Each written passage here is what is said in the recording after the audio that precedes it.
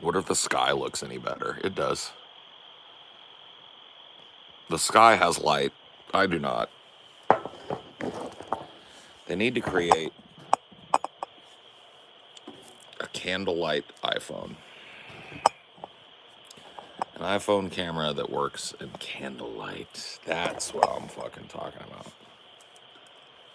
That would be dope.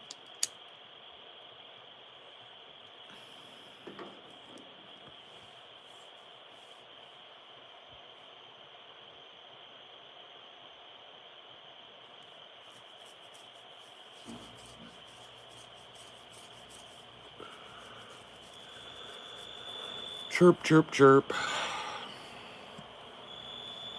Chirp, chirp, chirp. Darkness falls across the land. The midnight hour is close at hand. Creatures crawl in search of blood to terrorize y'all's neighborhood. Though it knows it can't be found without the souls all getting down. Letting slip the hounds of hell and rocked inside of a corpse's shell. Well, Mr. Naughty Priest. No, we had a Darkness stream last night, bro. You weren't here for it, maybe.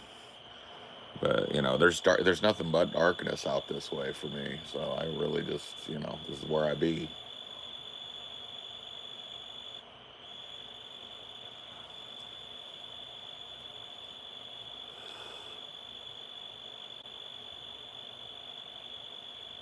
Rot inside a corpse's shell.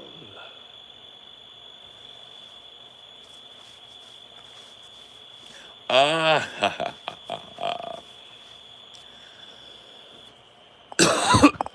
the original Nightcrawler, Paul. You guys like our little chirpers? We got our little crickets doing their cricketing.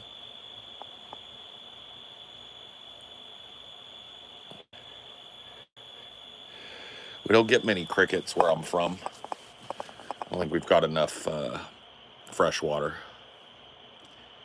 But here I'm right by a river. And crickets have got to sing. They must sing. How am I doing tonight? Yeah. I'm okay, you know.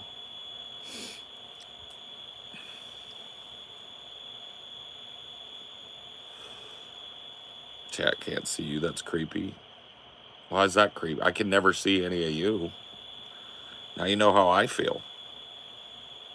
Now you know how I feel when you're all fucking... I think the crickets help a lot of people sleep.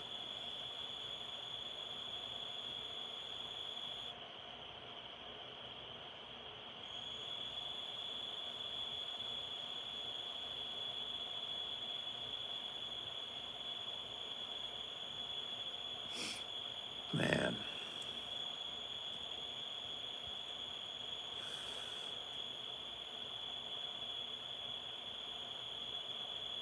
Paul doesn't know how we're watching him. What? What do you mean how?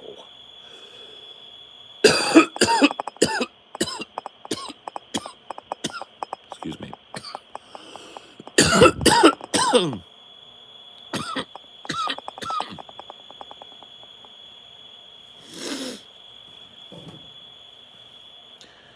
I ain't no goddamn son of a bitch. You better think about it, baby, baby.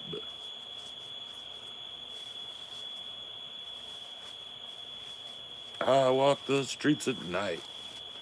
I go where eagles dare.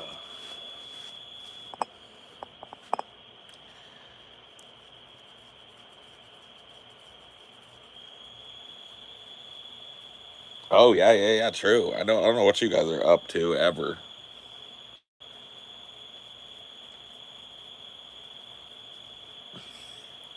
Who knows what you're up to while you're watching, you know what I mean? At least you guys usually can see me. Not tonight, though.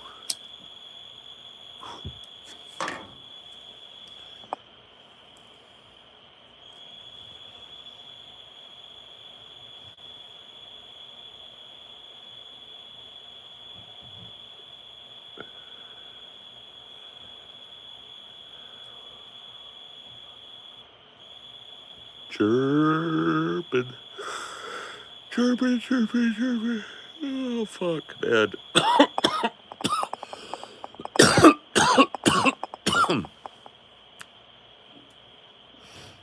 wonder if anybody has dipped their wick with... Oh, you know it's happened.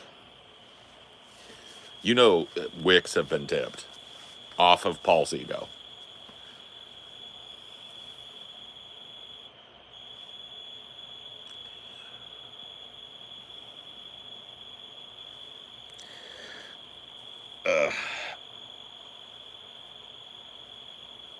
What about that message that Cricket is conveying? I'm pretty sure it's hey, come fuck me, right? That's why all animals do all things, right? The cricket is probably like, hey, cricket pussy over this way. Advertising cricket pussy. You got my tipples tisted to the poltergeist? Damn. Well, that ain't bad. That ain't bad at all. A tipple test? Psst, brother.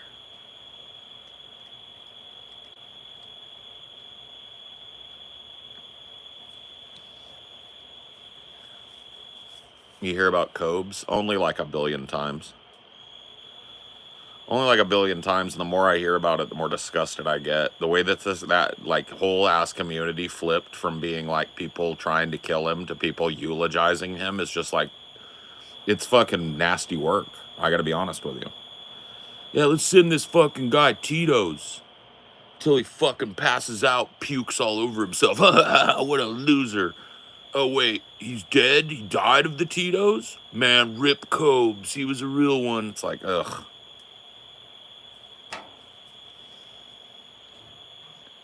Yeah. But, you know, if you've been following me, you know that the whole lol cow business has been fucking kind of disgusting me for a little while. This the whole lol cow thing has been disgusting me for a little while, because I think a lot of really disgusting motherfuckers are getting passes because they're pointing away from themselves at these other fucking people.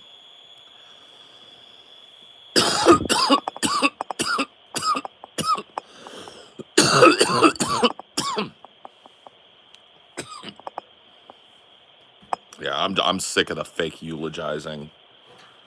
I'm sick of the fucking lol cow shit. And I'm definitely sick of people fucking flipping the script as soon as somebody dies and acting like they were best friends with them.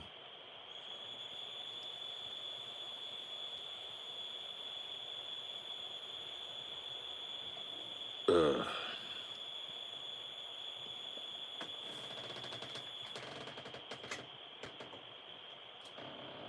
Hello, sweetheart.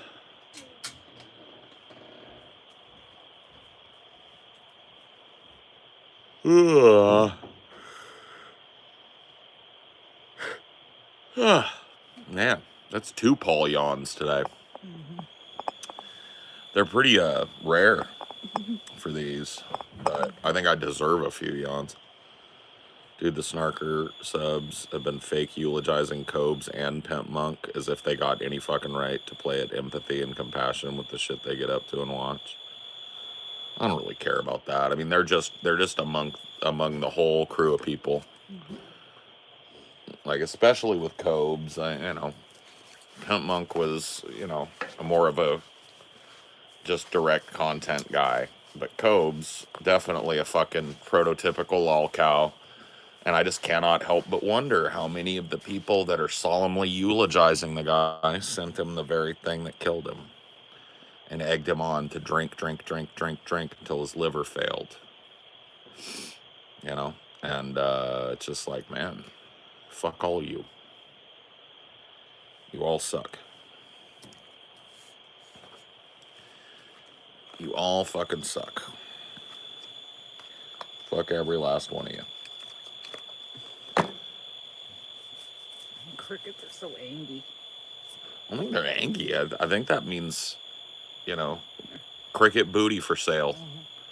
Cricket booty, cricket booty. I guess aggressive would be a better word. Yeah. Well, I think it's just because this one is close. Yeah. He's nearby somewhere, giving us the business.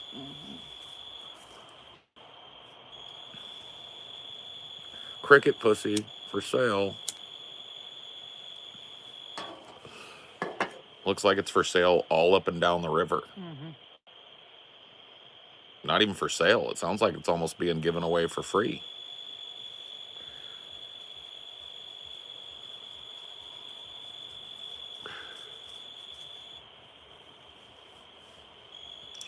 I mean, it's not even just the people that sent him money that they knew he was going to spend on booze, or just sent him, DoorDashed him booze directly. It's the people that egged it on. You know what I mean? If it was just one or two people watching him, I doubt Cobes would have kept doing it. But all those people that showed up all the fucking time to like egg him on and ask him to drink and keep putting it in his head that he needs to drink and all that shit, knowing full fucking well that he was a rampaging alcoholic. And now everybody's all misty-eyed over it. And it's just like, you know what? Fuck all of you. Bunch of scum. At least have the fucking decency to remain as nice to Cobes in death as you were to him in life. Piss on his grave, shit on him, and call him a whack-ass, fucking lame-ass, lame-brained, autistic loser, drunk, fucking goblin, whatever it was you were doing to him in life. Keep that same fucking energy, bitches.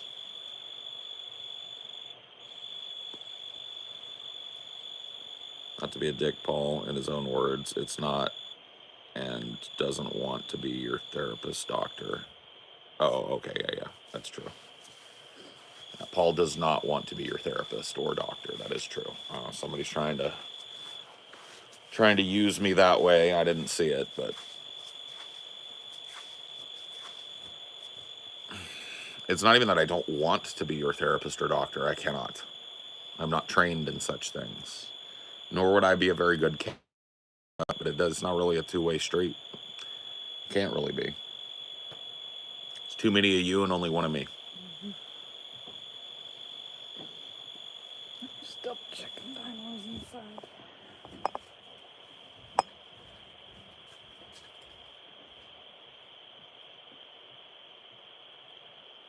Peepaw D. You wanna come out, Pete? Come on, Peepaw. We'll get on your little bed. Yep. You can be out at night as long as you stay close. Yep. Peepaw. Peepaw D. From the salty sea. 11 years old, soon will he be. The thing with pets is, like, we've been debating their poops their whole lives. Oh, yeah. I mean, that's one of the things is, like, you gotta watch your pet's shits. I had to collect their shits. Had to collect their shits. Had to, I mean, tons of their shits. I mean, like, for, like, testing. For testing and for everything. Yeah. Every time they take a dump that isn't in our backyard, yeah. We're out there with a bag collecting it. Yeah. Why people strap duct tape around guinea pig? Huh? I don't fucking know, bro. These people care more about laughing about someone's life that they think is worse than theirs or more publicly embarrassing than theirs than they do human life, and that's just fucking dismal. Oh, yeah. Well, like I said earlier, I think a lot of people that are heavy into the lolcow shit use it as a cover for their own shittiness. Right? They know that they're kind of a shitty person, but they look at this person and they think it justifies them. Well, I'm kind of shitty, but nobody knows it, number one, and number two, at least I'm maybe not as shitty as Boogie or whatever the fuck, right? And then when it starts to get down from people that aren't Boogie, that are actually mentally ill, right? Those people never give a fuck until those guys die. When the retarded guy dies, then all of a sudden there's just eulogizers around the block talking about how they were touched by this person. But I go back. I tell you what, go look at like Cobes vids from just a year ago. Go find one of these Cobes snarker channels that were making videos about Cobes from a year ago. They're highlight reeling him drinking, puking, saying drunk stuff. And if you go to the comments, I guarantee you, you're not going to find much rip Cobes. Look at the comments from a year ago, and where were all these eulogizers at? Where are all these people that loved and were inspired by Cobes? Where were they at? Because they certainly weren't showing out in the fucking comment sections.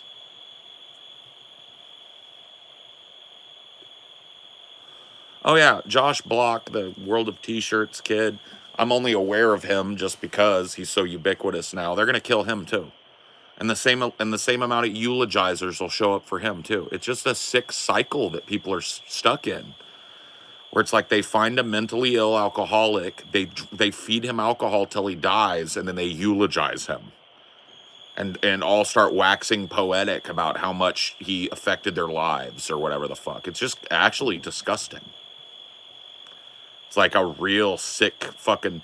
I've heard these people called glass tappers, where they're just like, you know how they say that like animals hate it when you tap on their tank? That's what these people are. They're glass tappers. They find a human being that's more interesting than them, and they just,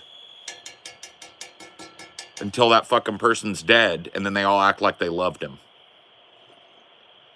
It's the Jerry Springer effect. People aren't human beings anymore, not the audience. Not to the audience. Sometimes they're human to the shows covering them, sometimes not. But they're just clowns to the audience, yeah. Yeah. And when every time one of these dudes fucking croaks, there's just there's this endless parade of funeral eulogizers.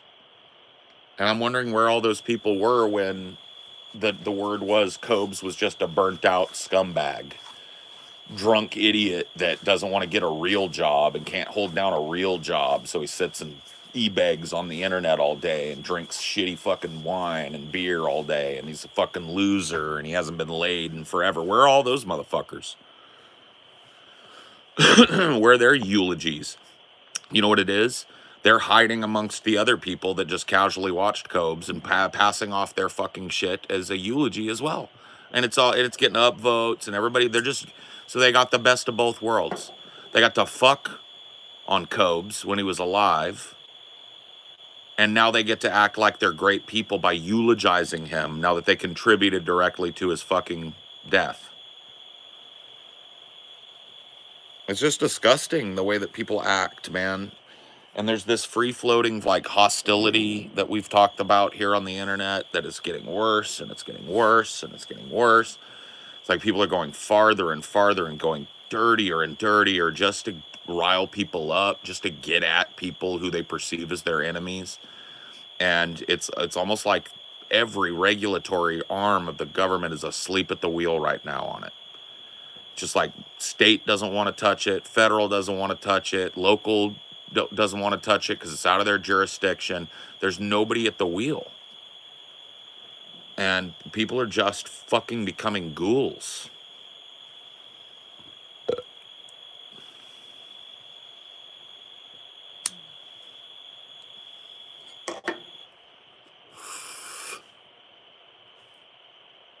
What's up, baby? Nothing. You okay? Where you go, little cricket? Did you find a mate? Somebody finally took you up? I think I started the washing machine right, but I'm not sure. It's hard to tell. It's an old one. Yeah. I was cooking on that stove, and I was like, man, this is a 70s stove, and everything still works on it perfectly. Yeah. Like it works just like it did in the 70s, but it is or early 80s. You had to like unlock a memory to remember how to use it. It was like my mom's stove when I was growing up. Yeah. Old, but like sturdy, and it works just like you want it to. But it was just crazy.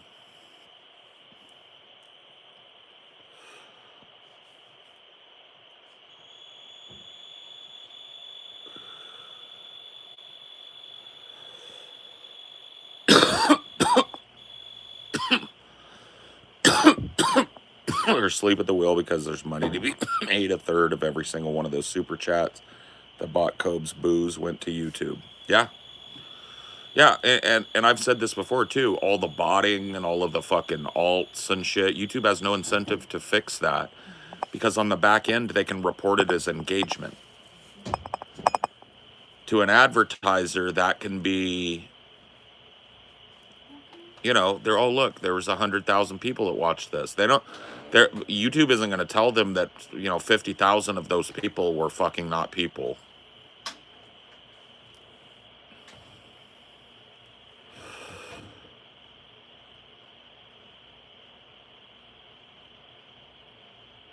Oh yeah, dude. The world is going through. It's a right wing. It's a right wing kind of fucking wave in the world, but it has been. If you really look at things, it has been for 20 years.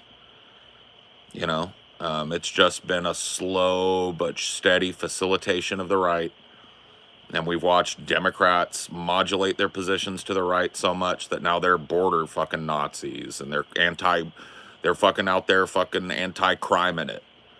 Blaming fucking poverty and, fucking their big guy right now, Gavin Newsom. You know how he broke into the wider political sphere this last time around? He fucked on a bunch of homeless people. You get it? Fucked on a bunch of homeless people. Went out and tore down their little lean-tos and shanties and showed what a big fucking authoritarian man he was. Right? And I'm already sick of him. It's like these fucking liberals think that they cannot help but do the very fucking thing that lost them the election last time. It's like they're fucking wind-up toys, man. They never do a different thing. It's like they are just beating us over the head with Gavin Newsom. And those of us that know, he's a shitbag. He's a scum fuck. He's a loser. Okay? And the libs are just inundating everybody with him years out from the next election to the point where we're all going to be worn the fuck out with even the idea of hearing about Gavin Newsom around the time it comes time to vote for the motherfucker. Oh, he's beyond a shit lib. He's king shit lib, Phoebes.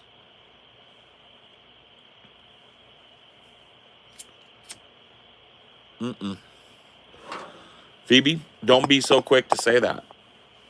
Don't be so quick to say that, because I remember a lot of electoral cycles, and the DNC has a pattern. The DNC has a pattern of running their fucking presumptive candidates into the ground, putting them under too harsh of a magnification, and then people flip on them.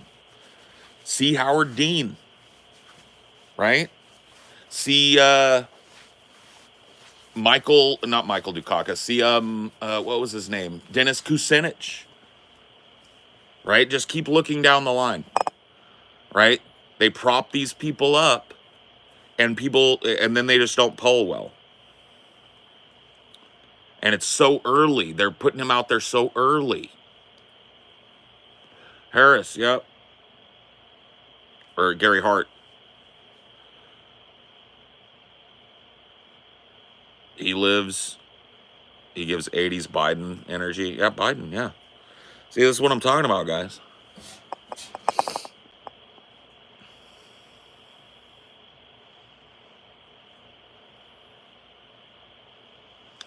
Regarding the far right in the UK, Farage's party Reform is popular, but so is Corbyn's new leftist party, seemingly, which I'll likely vote for if they run a candidate from my area. Yeah, I mean, I don't know how it is outside of the United States, but I can tell you here in the United States, people are absolutely, positively at each other's fucking throats. This is, I want to say it's the worst political division I've seen in my life. Like the most widespread and the most obvious come to blows level political division. I want to say that it's the worst in my life. If you look at it in totality, right? There have definitely been worse things that have happened as a result of it. But it's a pressure cooker right now. And the fucking fire underneath it is raging out of control.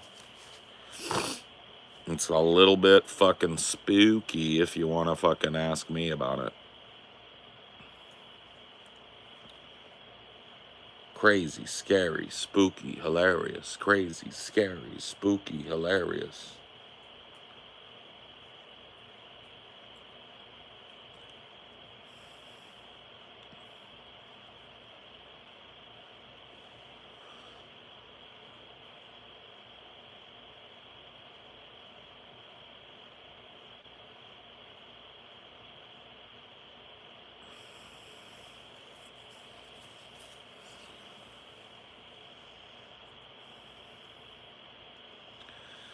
Will there be a moment to make people go, whoa, and actually take a step back? Yeah, but it's going to be a lot of death in between now and then, unfortunately, Matt Blank. That's always the way it happens. If you want to talk about a time where there was political division, maybe akin to this, you go back to the Vietnam era. And you look at the anti-war left versus everybody else. Look at how the hippies were treated, how old men will still talk about hippies like they're absolute garbage, right? Political division was pretty rank then. And it's the only time in American history that I can think of, right, especially modern American history, where the political division has been such.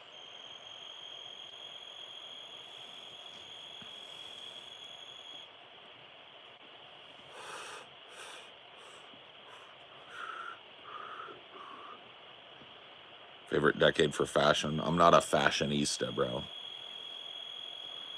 I don't know. I guess the 90s for me, because that's how I still dress. I like baggy skater clothes, and that seems to be back in style now, which is cool. I remember your uncle telling me what? I remember my uncle telling me what the French called Britain Isle de Merde. Yeah, shit island. Well, you guys realize, I mean, the 100 Years' War, right, was like, who was it? It was King Louis the Fourth versus, well, it was because there were English holdings in France. That was the what sparked the 100 Years' War, was the fact that England had holdings in France and they were brutally taxing the people there, and like,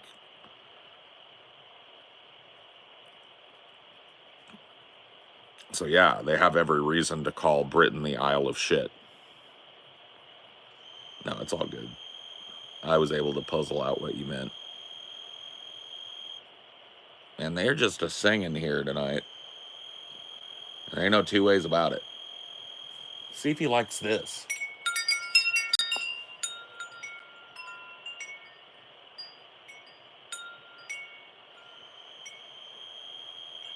I don't think he cared.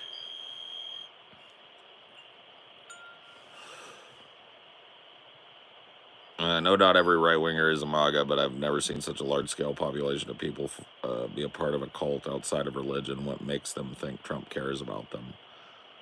I don't even think it's that, man. I got to be honest with you. I think that there is a lot of post irony in Trump.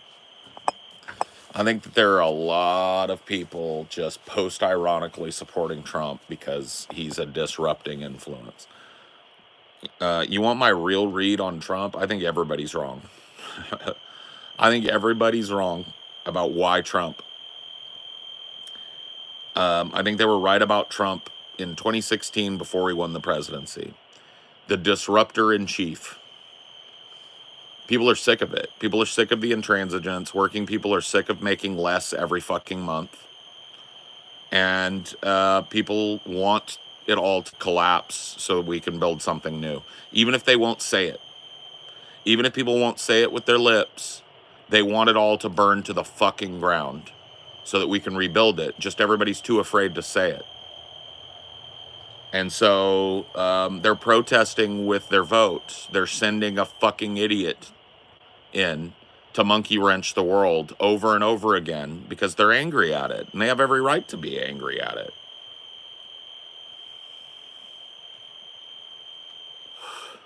A cigarette.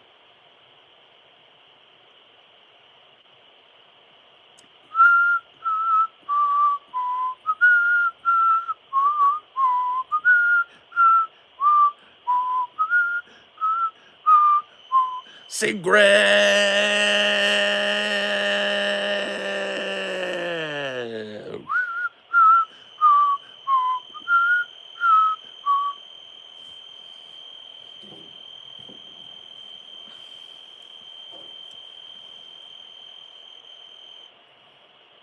There's not enough.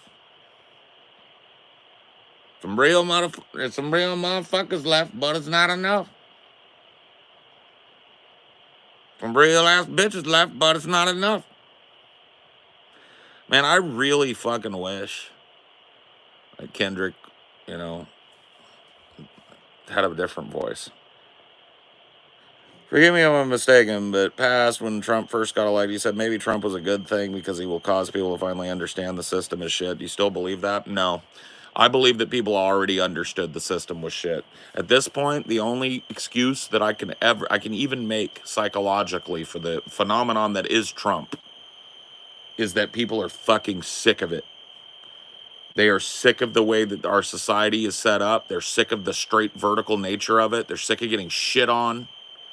And they're sending a dumb ape in to monkey with the fucking world and hopefully cause it to collapse or cause something to happen that forces some change. That's what I believe now. Obviously, vastly different parts of the political spectrum, but people didn't take Corbyn seriously either, and he was massively demonized in the press. Unfortunately, Corbyn is a good man and failed. Well, shit happens. I don't know. Obama was people's last hope in the system. It was mine. It's the last time I ever voted in a national election. Was for Barack Obama's first term. I couldn't even bring myself to vote for him the second time around because he was such a lying, disappointing scum fuck. But yeah, no, that's a lot of people there. A lot of people walked away from politics because of Obama. It's interesting to note that, libs have never accounted for that. They have never accounted for the shitstorm that was the Obama presidency. And they've never accounted for the fact that they're coming with their hands out like supplicants to people that they have fucked over in pretty recent American history.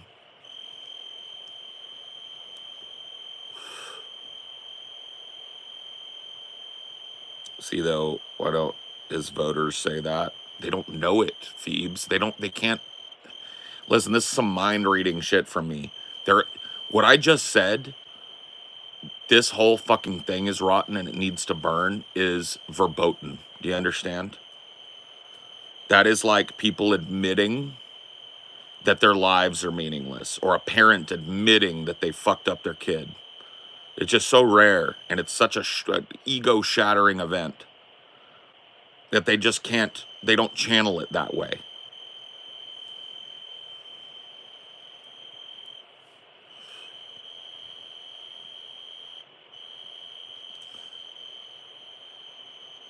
Yeah, it's one of those Jungian shadow thoughts that we don't say.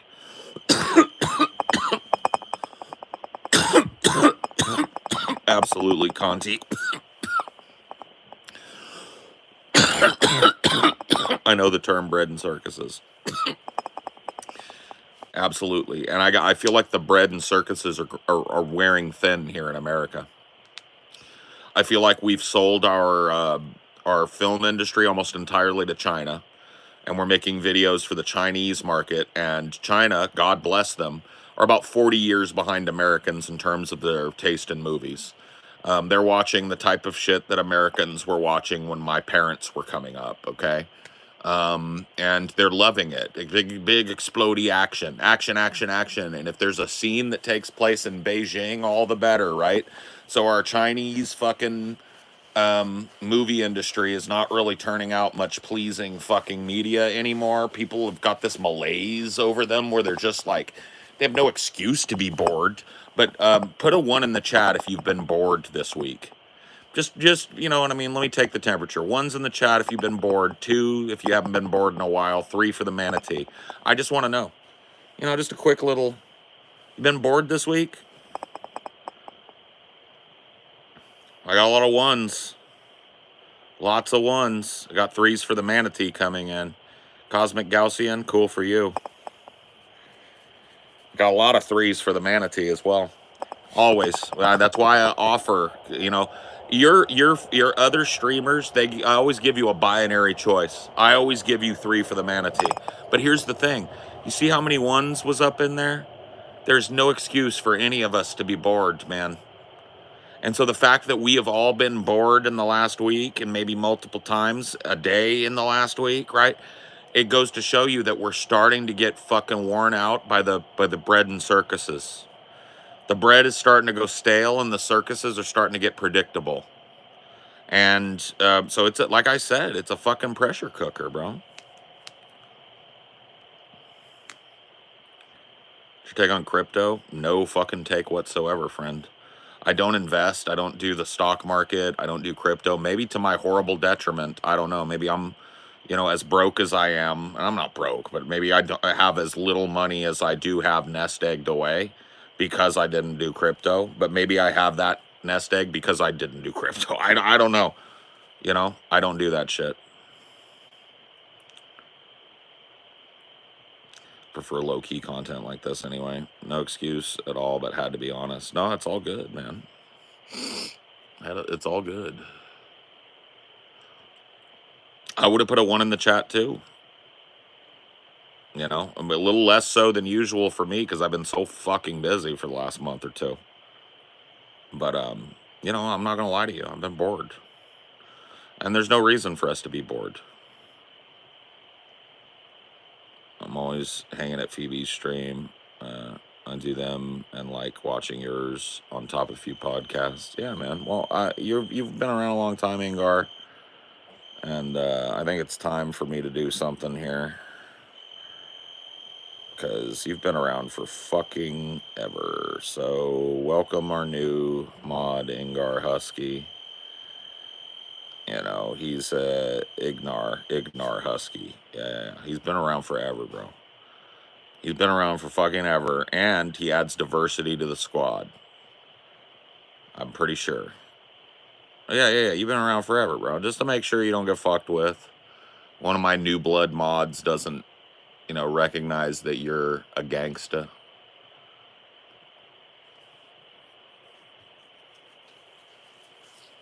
Oh, well, there you go. Well, fucking A. Well, there we go. Ingar's a mod then. I've taken care of the problem. Damn, now I can't ban him. Haha.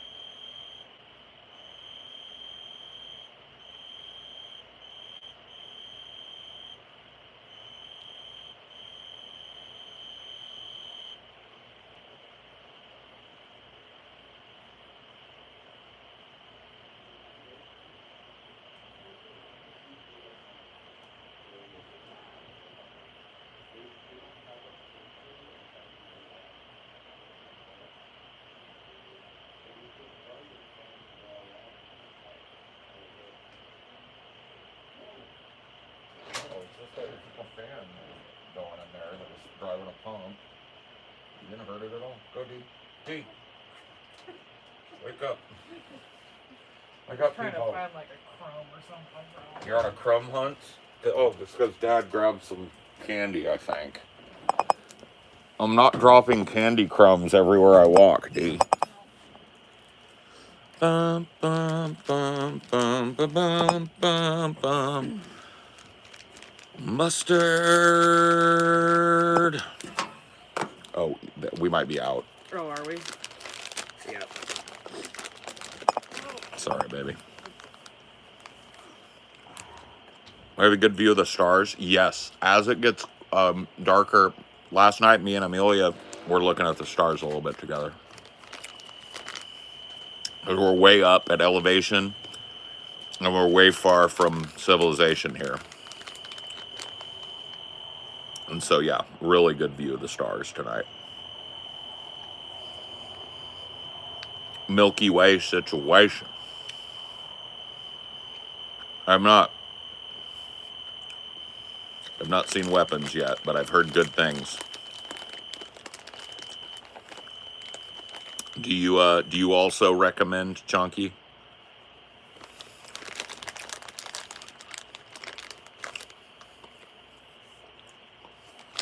Because everybody I know that's seen it already has told me I need to see it. Got you.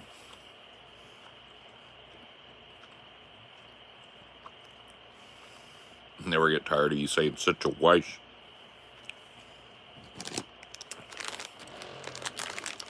Milky Way situation.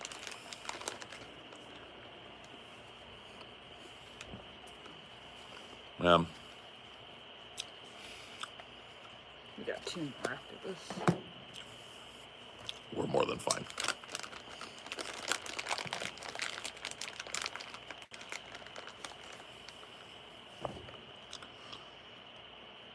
What do you think in a more just world there would be some prosecutions in Cobb's death? No? I think in a more just world, Cobbs would have gotten the help that he needed. And he never would have made a spectacle of himself on the internet. I think so that. Do you think, like trying to legislate individual actions like that, you need to prevent people from getting in that in the first place. Yep. It's like treating the symptom and not the disease.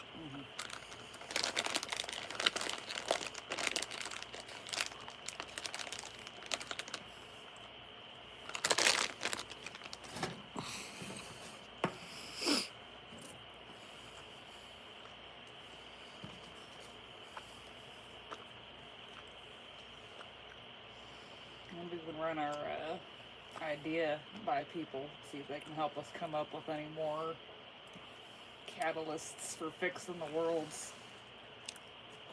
I don't want. No. No. Because it'll just go on and on with them. They won't get it. The howdy-do-nuts don't get it.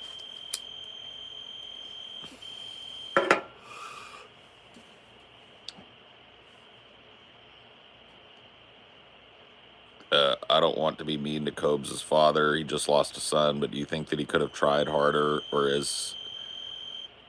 Yeah, man, it's like, okay, what do you expect his dad to have done? Cobbs was a grown-ass man. He had his own... He was getting his own check.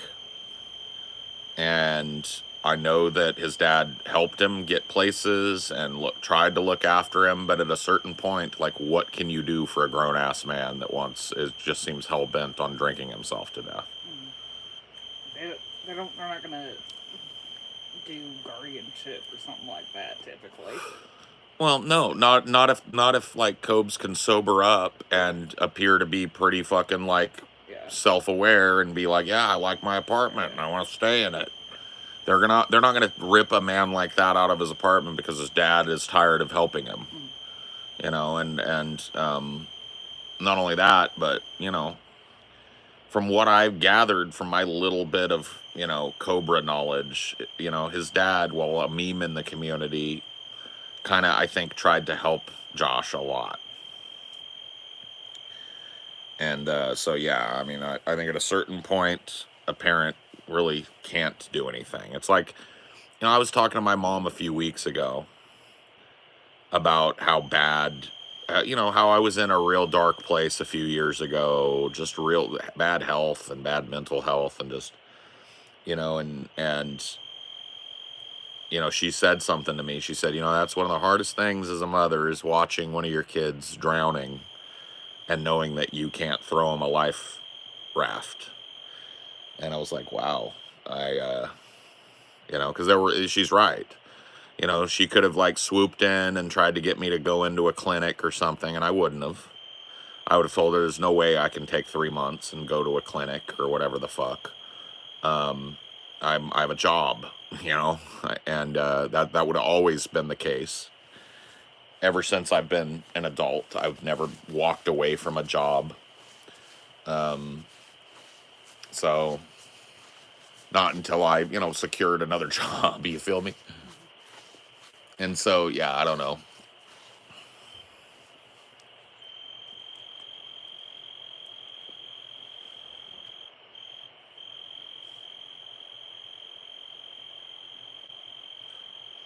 But yeah, they used to gleefully joke about Cobes dying.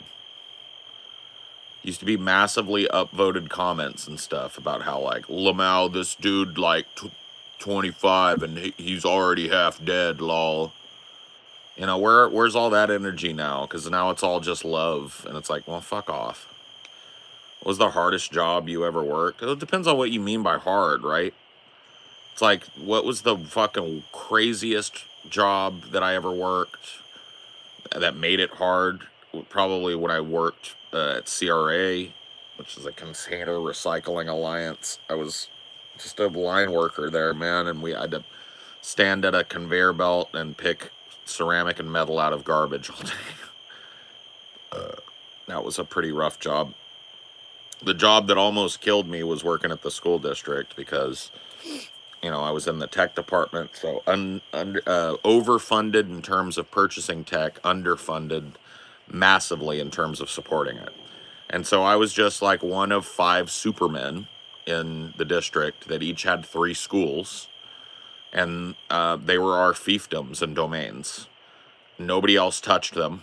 We were entirely responsible for every fucking calculator, projector, tablet, laptop, printer, and every other piece of fucking technology, wireless base stations, MBF, and blade servers, and everything, right? Every student machine.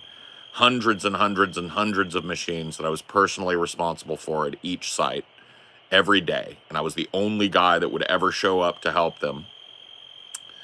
And that job just about killed me because I saw how hard a lot of the teachers were working, and a lot of even a lot of the principals, and I matched it, and I was like, you know what, I'm gonna go above and beyond what I would normally do for a job, because this isn't just a job, this is a job that's facilitating education, and if I'm gonna talk the talk, I need to walk the walk with this job. I've always thought that education needed help, and if I'm gonna be a weak link in the chain, then I could shut my mouth about it. You got me? I wasn't a teacher, but I was responsible for making sure that kids could learn all day. And you know what I mean? With their technology and by the lesson plan and all of that, right? It was a big job, and it was also the hardest. Yeah, that has to be the hardest job I ever worked. Either that or this. This is a whole different kind of pressure. Well, it's a different world. It's like the pressure was all external at that other job, and I would internalize the external pressure. Yeah. Now it's all internal pressure that has to be externalized. So it's the exact reverse, and it's hard in its own way, but it's way more fulfilling. Because if I fail on my own merit. And if I succeed at my own merit. And I gotta tell you, I've had more successes than failures over the last 10 years, so I feel pretty fucking good. But on top of that, there are times where your whole fucking soul is in this. And, in various ways. I mean, I've been raw in front of these people. I never had a crying breakdown at work in front of people. Never once at any other job. I've done it here a couple of fucking times. Because the pressure of this is in fucking sane to try and describe to somebody that doesn't do it. I did one stream with one or two little streams with my dad when he came to stay with me, and he still to this day has not shut up about how he misunderstood what I did. And all he did was sit down on a show and do like a little interview with us and got everybody's rapt attention talking about glass bottles, you know. And then we did a stream or two together. And that fostered hours of conversation where he was just so interested in my life. Do you know how good that felt? To have a parent that was like, fuck, tell me how this works. It was weird for me, you know. But one of the things that he was bowled over by was how much goes into it. You know, he says, you know, I would watch you, I'd check out what you did, and I just thought, oh, you're just fucking around. Then I look at where you're shooting, where you're living, and how much you work and how much you're doing, and I'm just bowled over by how much you're accomplishing every week. And I was like, well, you know, if you don't work, then you don't eat. Pocky, I got some business to discuss. Yeah. No, you go, baby. Have them all. That's why I slid them that way. I didn't want to munch them all. I got my little sweet tooth out. But you're putting it in the wrong way. It's Pwake. So like Pwakey. Pwake is how this dude would say it. And I remember this guy, man. And my dad is not lying. This dude was just a character from a fucking movie or something.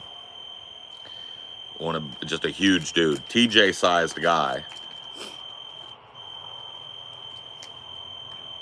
Yeah. Come on now, Pwake. Take this here stall next to me. We got business to discuss. Such a power move.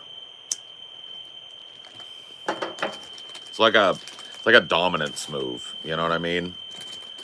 Let me tell you something, Pwake. You may be president of this here local union, but I'm your chapter president at the national level. So why don't you take this here stall next to me and smell my shit for the next 20 minutes while I talk to you and tell you how it's gonna be. I do declare, Pwake. Yeah, it's just an old school power move right there, man. Come here and sit in my shit, bro. Sit in my stink with me. Listen to my farts. Yeah, the crying towel guy is pretty wild, right? Yo, Paul, bong or bowl? Bowl over bong, probably, because they're easier to clean and cheaper to throw away. OBJ inviting people to dinner, then in the middle of it, he takes a dump with the door open and his face showing and saying, hope we all have an understanding. Yeah. You wouldn't even invite him to dinner sometimes. Yeah. He would just literally like invite them into the Oval Office and then step into the adjacent bathroom with the door open and fart and shit in the toilet and then come back out and say not another thing to them. Also, the Johnson treatment. There's those famous pictures of him schmoozing on Capitol Hill, but really what he's doing is like more akin to looming over people, threatening physical assault, basically. You know what I mean? He was just such a forward thinker and such a smart, dirty politician. Do you understand how much damage an LBJ could get done in this era? Somebody that wasn't like was crazy enough to do the type of stuff that Trump is doing, but smart enough to know the difference. Yep. You know what I mean?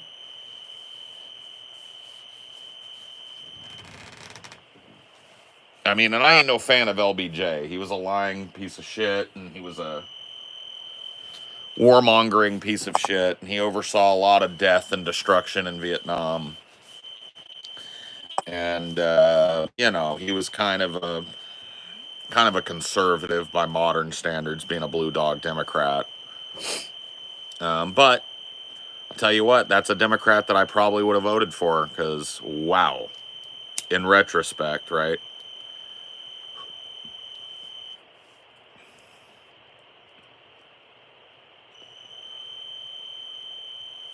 Nah, man, Johnson didn't want that war. It fell in his lap, bro. Yeah, well, I understand it fell in his lap, but he was vice president while it went on, and I don't remember him being a vocal opponent of escalation in Vietnam.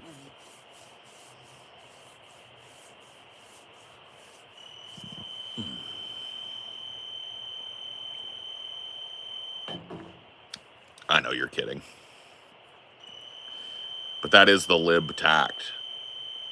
My uncle was positive the UK would imagine or would legalize cannabis in his lifetime, but he gave up on that, and the UK is worse than the US is on it now. For context, he'll be 52 at the end of the year. Yeah.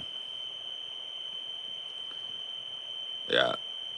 Well, they don't got the freedom drive that Americans have.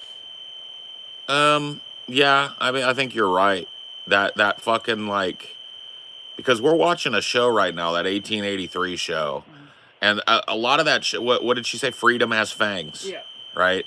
And it's just like a lot of people don't want it. It's like that show is about a pioneer wagon train going from like Texas to Oregon, which at the time was not even a territory. It was like a place all its own. But it's about how like this group of people came from Europe, landed in Galveston or whatever it was, and then we're getting and they thought it was going to be like Europe, where they but just less people, and they had no concept of the scope, scale, and danger of what they were facing, and some of them were just not cut out to have freedom. That's what one of the characters says. He's like, "You're not free yet." Because, like, one of them, the trail boss guy that they hire is a mean motherfucker. And at one point, they're, like, mutinying against him a little bit. They rise up a little. And they're like, hey, this is a free country. We did not come here to be told what to do. And he's like, you think you're fucking free? He was like, behind you is Texas, and ahead of you is Comanche land, and that is nothing. And that's where you're free. Once you get there, you're free. Until then, you're at the mercy of everything around you, so you better listen to people that know what the fuck they're doing, basically, right? Hey, Peter. Peter. What up, Peter?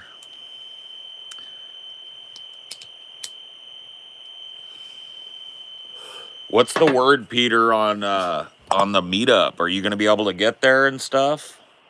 Are we 100%? Are we 10%? Are we 50%? Where are we at, Pete? What it do, Pete?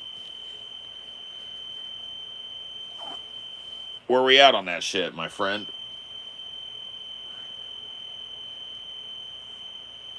Wow.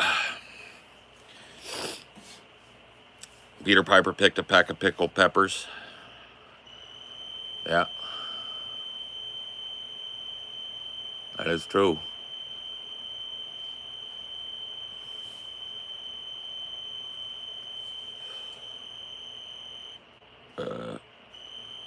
Online Safety Act here too, passed in 2023, but only started being enforced last month. Basically having to upload ID to look at news, addict support, subreddits, and porn. Yeah, I don't know. It's something that I think is coming here. I don't know when, but I think it's soon. I think internet real ID, well, I mean, it's already here in various forms. There are a number of states that have passed real ID laws for porn. But I think a real ID law for porn is just one step from a real ID law for usage of the public internet. So that's what I think it's going to be eventually. Paul, if it ever gets bad, would you just take what audience you do have to Patreon only? No, I mean, probably not, man. There has to be somewhere we could go. We'd probably end up on one of these other alternate sites. If we ended up getting banned off of these, or it just becomes untenable, I don't give up, man. If there's a site out there that we can stream to and put videos on, then I'll be doing it. You know what I mean? I don't know if I'll be successful there like I am here, but that's okay. You know, that's the thing about this job too that makes it, maybe it's not as hard as my job because I accept defeat in this job and I accept failure. Right? In fact, I welcome it because it's the best teacher I've had in this job. Nobody else taught me shit about it. You know what did teach me about it? Failing my ass off over and over again, trying shit that just ain't work, biting off more than I could chew, et cetera, et cetera, et cetera. And so that makes this job kind of liberating in a way.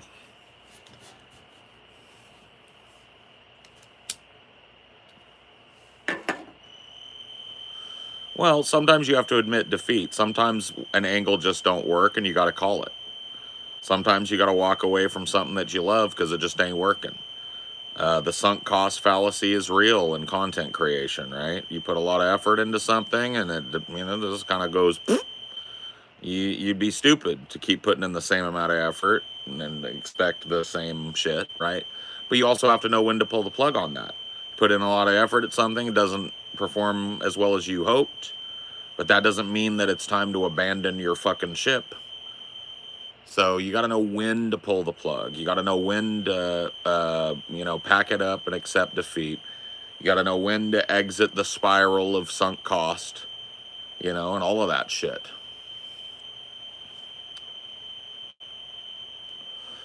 Yeah, know when to hold them, know when to fold them, know when to walk away, know when to run. Yeah, a little gambler for you. There's always a little trade-off, like you never take a risk and...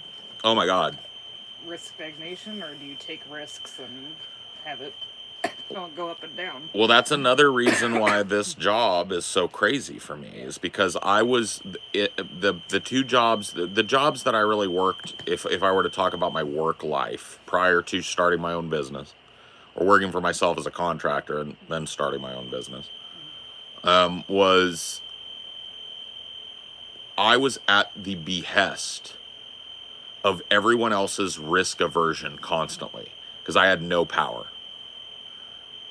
At the site level, I was only allowed to do what there was money to do.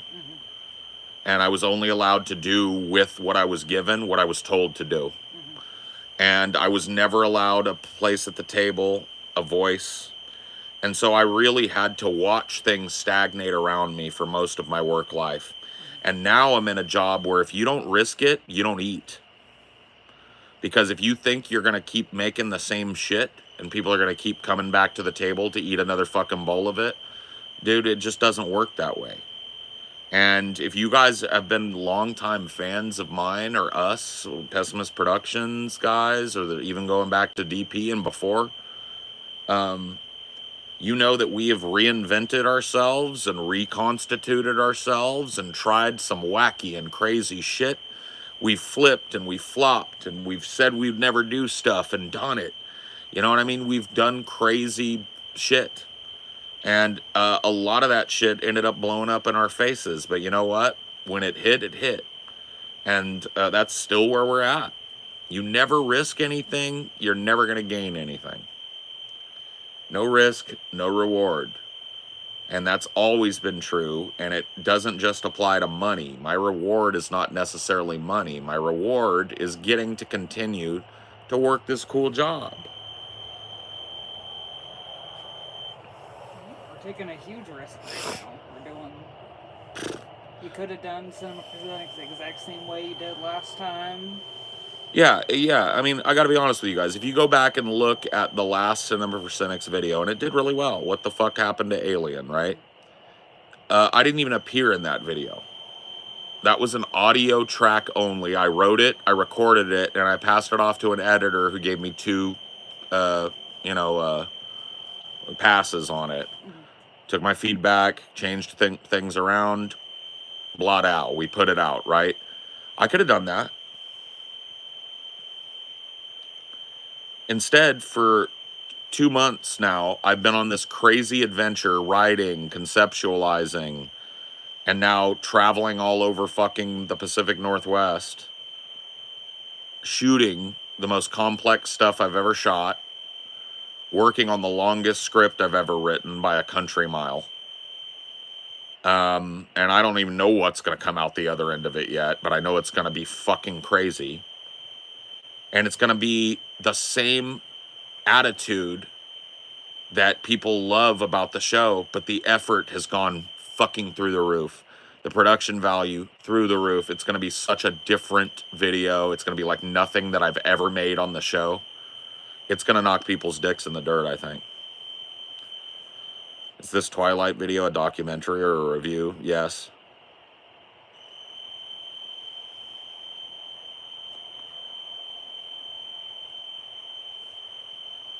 My own job history: volunteered at a cafe, a little work at the cafe, at a leisure center, unpaid bin man work at a factory, in and out of work in the same factory as my dad, out of work for 3 years now. Damn. Oh shit, Peter. What did he say? What did Peter say? Are you coming, Peter?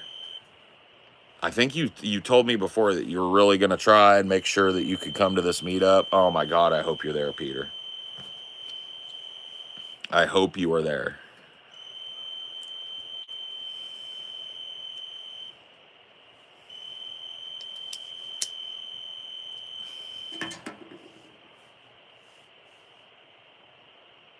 Why Twilight out of all the things? Well, as we learned, the heart of Twilight still lives. I mean, Not the loudest fandom, but nope, it lives. it's not the loudest fandom, but it's still growing. We saw generations. Yep. I saw people that were younger than you and me. And I was at the peak. You age. Yeah, you like, were. I was at the younger end of what they were marketing towards. You were the target market for Twilight. Yeah. And yeah, and you're all grown now. We saw people our age, we saw people older than us, and we saw a fuck ton of people way younger than us. Yeah. So the fandom is alive and it's still growing. And it sucked me into it too. Like, that's kind of the point. It's like, why would I spend 2 months living, breathing, eating, sleeping, and dreaming Twilight if I hated it? Right? Now, just because I didn't hate it, just because I'm infatuated with it, just because I got giddy getting to go to the place where it supposedly took place, right? Doesn't mean that it isn't shit. It's shitty and crazy and out of pocket and weird, and it's inconsistent as a series because they kind of chose to make it so. And the ending is just a fuck you to everybody that watched it. But despite all of that, right? I just fucking loved the movie, I guess. I loved the series. I got obsessed, and it made me want to do all of this craziness that I've been up to. And we were vindicated when we went to Forks and saw all them people there. Oh yeah, for sure. It lets me know that there's a lot of people out there looking for it. And I even planted the seed with a group. Yep. We were at the Welcome to Forks sign, which is featured in the film. And I'm going to film there, and some people pulled up and wanted a picture. So I took their pictures for them.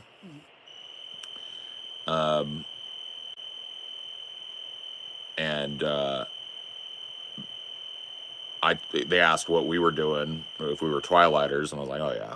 So I'm doing a big movie review, and they asked me what my channel was, and I was like, Cinema for Cynics. You know what I mean? And a lot of those people there, they're looking for this stuff. You know what I mean? Somebody asked me earlier, ContraPoints talked about Twilight and did like a Twilight kind of psychology. Yeah, the psychology of Twilight thing, and she did some costume stuff, but she's very Baroque, and she has her style. She didn't do anything like I'm doing. I'm a different human being than ContraPoints is, and I think that is pretty evident. But if it isn't, I mean, I don't even think we're making the same kind of video. So I am aware of ContraPoints' big Twilight thing. I don't know that mine will be as big as hers was. I'm not really aiming for any fucking particular number. I just want to get this fucking thing out of me at this point. Right now, I'm 9 months pregnant and I'm ready for the baby to come, you know? And then I'm ready to get to fucking and making another baby. So I gotta make a litter.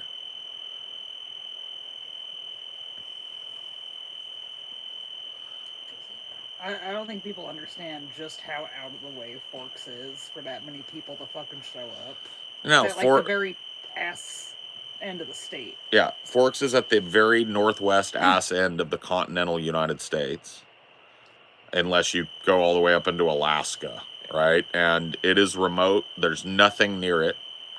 And you have to very deliberately drive through tons and tons of really wild, windy Olympic mountains to even get anywhere near to Forks. And that little town on a Tuesday or a Monday morning was hopping, vibrant with Twilighters of every age. So we're absolutely crazy.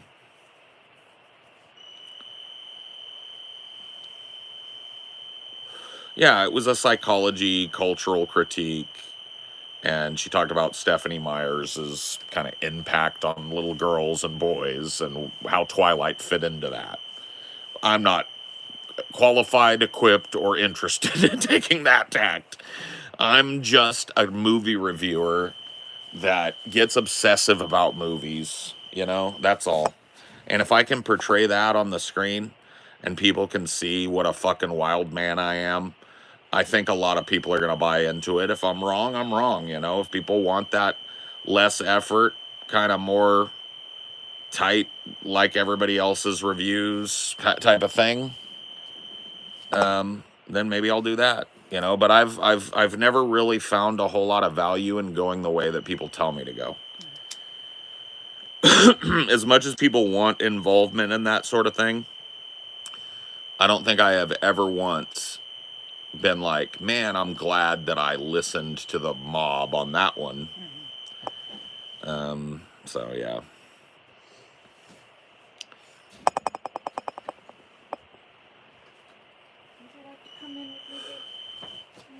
Paul, did you say the meetup was in New Jersey? Clifton, New Jersey, November 1st, Clifton, New Jersey this year. Tickets available on the latest Onion Nuggets and Deep Fat Fried uploads in the description. Get your ticket now because they are selling fast. I have not heard the song Two Faces Have I by Lou Christie.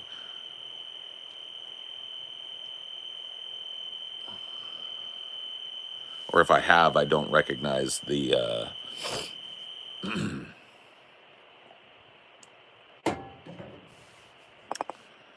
just repeating what I said previously, I'm down to go, just figuring things out with work and that time frame. Well, Peter, you ain't got to worry about tickets. And if you need help, you hit me up on the phone with other stuff. You hit me up on the phone, and the guys have already told me that they will. We're all going to get together and help however we need to help. So, you know, if you can make it work with your job, then you ain't got to worry about, we're going to get you that VIP access, and you ain't got to do a damn thing, right? But get your little butt there. I'm sorry, not little butt. Get your butt there, friend. Get your butt to New Jersey, and we'll handle the rest. How's that?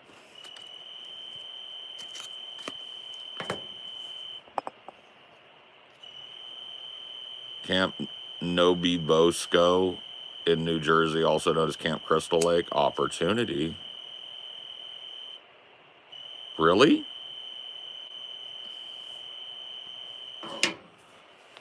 Is that true, Matt?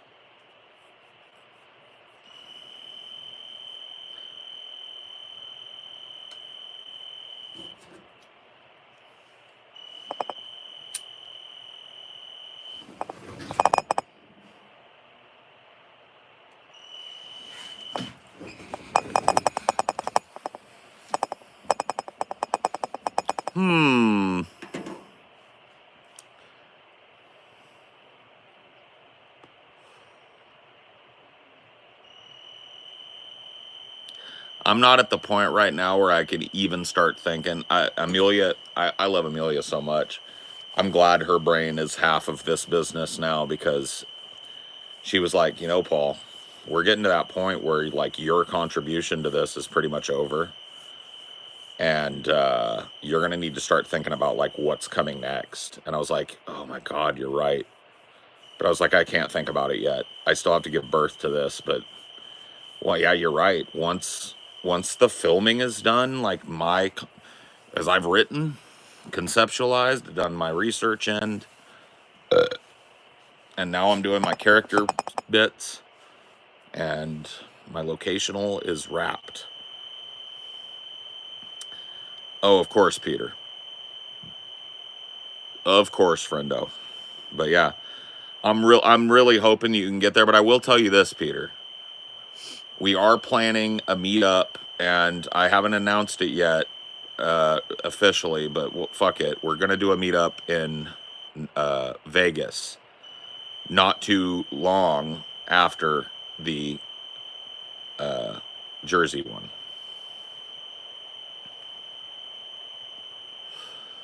You have an approximate date for the upload? I mean, no. We're hoping about that a month from today. At the very least, patrons will have something, but that's our own internal thing. This is our first biggest. This is our first project together, and it's the biggest project I've ever done. And so,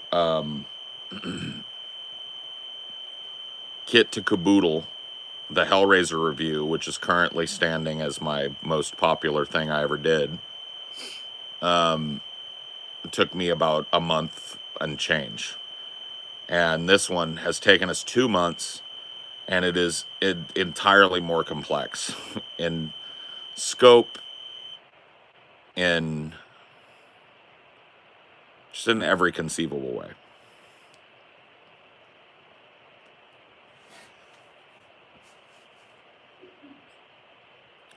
Well, then that might be, you know what I mean, Peter? That might be a better fucking situation than all around.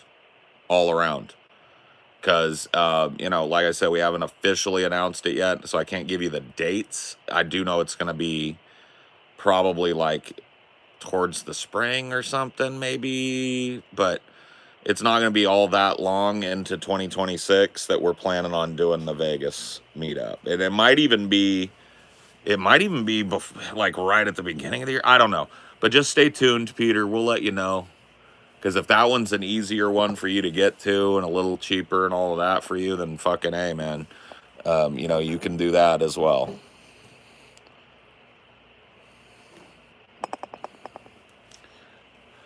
But I really would love to have you at the Jersey, Peter. I really would. I'm planning some big stuff for that I haven't thought about in a while because I just can't. I can't. But I'm super stoked. St. Louis after Vegas. If I can fully sell the guys, because St. Louis has got a crazy thing that I haven't seen anywhere else.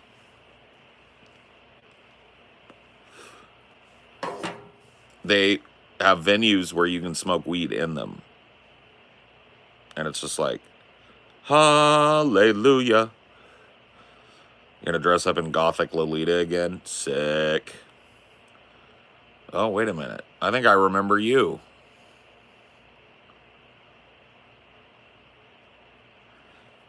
I think I remember you, if I'm not mistaken.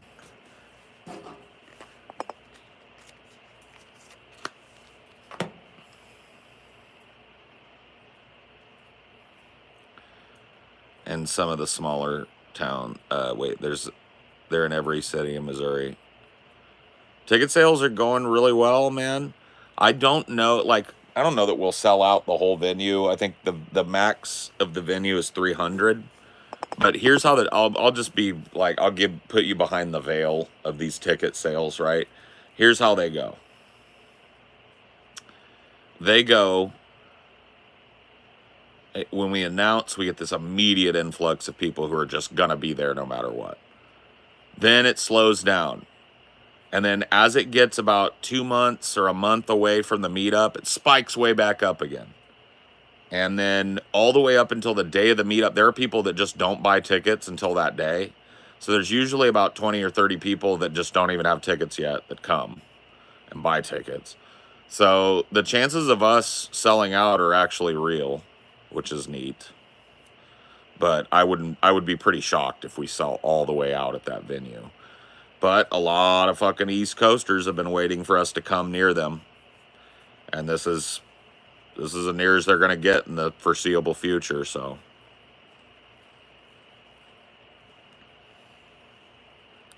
Because my fat ass ain't flying back east a bunch. Not a chance.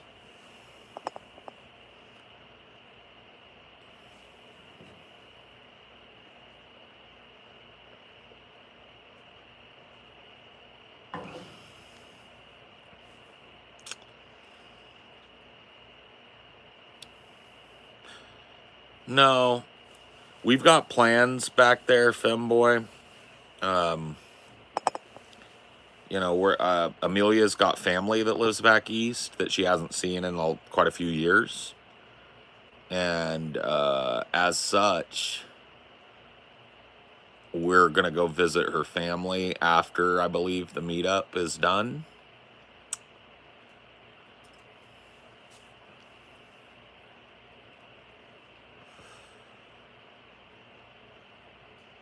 You thought this was just me talking over a black screen? No, I'm just sitting in the woods, man.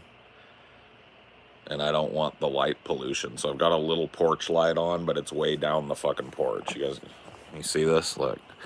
And if I wasn't lazy, I could go sit underneath that. But you know what that would mean? Bugs and gnats galore. So no thank you. I'll just sit over here in the dark if you don't mind.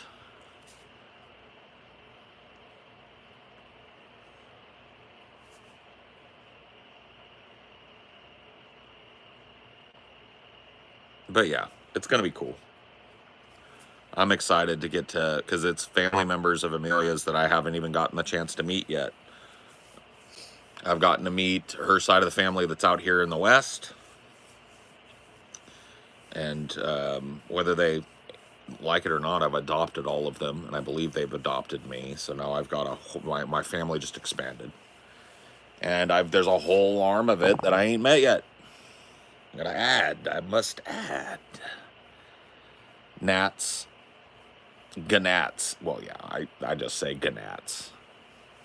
It's just gnats, dude. Every time you show the nature, I just wish I was back in Hillcrest. Hillcrest. What the fuck is Hillcrest? I'm trying to think if I remember who you are, Flogger. Because there was a couple of people that I think at the last meetup that dressed in Gothic. Or Gothic-esque stuff. Have the coyotes returned? I have not heard or seen the coyotes tonight, but Dinor is inside pee-pawing it up with Mom, so I wouldn't worry. Kind of a private question, but did Amelia and your dad hit it off? Oh my God. I mean, my dad is it's so weird spending time with him. You know, like I was like, oh fuck. Old man, look at my life. I'm a lot like you were. Old man, look at my life.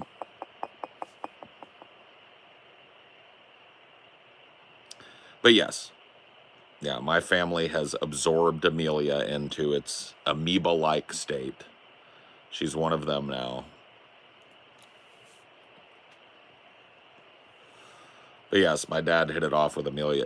You know, I have an uncle that really fucking made a connection with Amelia. Like, ended up they're like peas in a pod, kind of. You know what I mean? cut from the same cloth, or however you want to put it.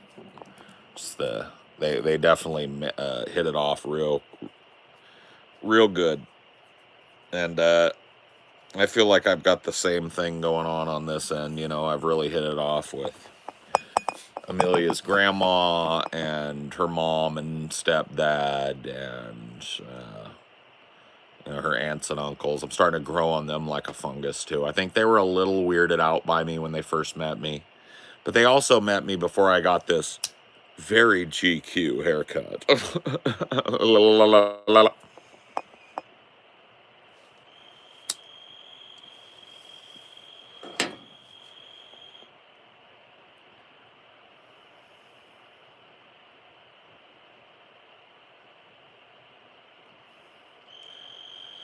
Well, here's the thing. I got to be honest with you, man.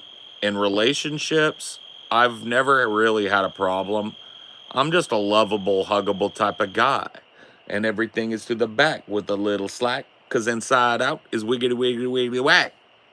No, I'm a gregarious guy. I'm a big laugher. I'm a big lover. You know what I mean? And people tend to gravitate towards that. So I do pretty well.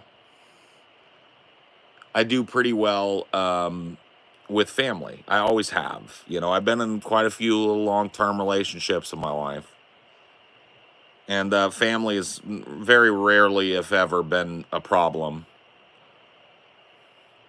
You're a bear. Yeah. I mean, figuratively and literally, yes. I think so.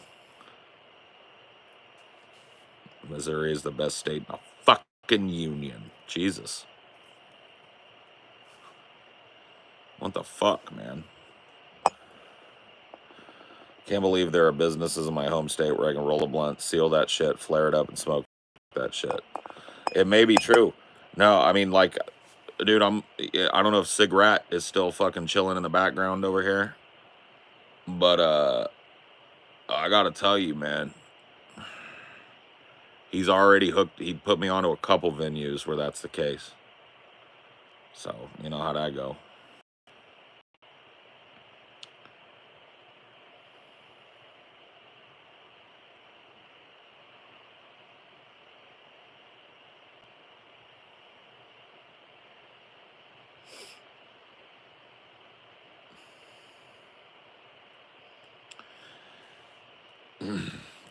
Pass me a cigarette. I think there's one in my raincoat. We smoked the last one an hour ago.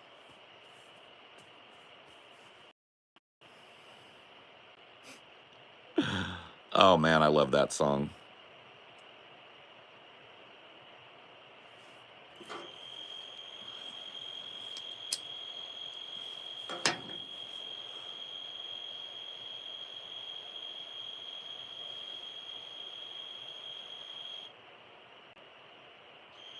They've all come to look for America. All come to look for America.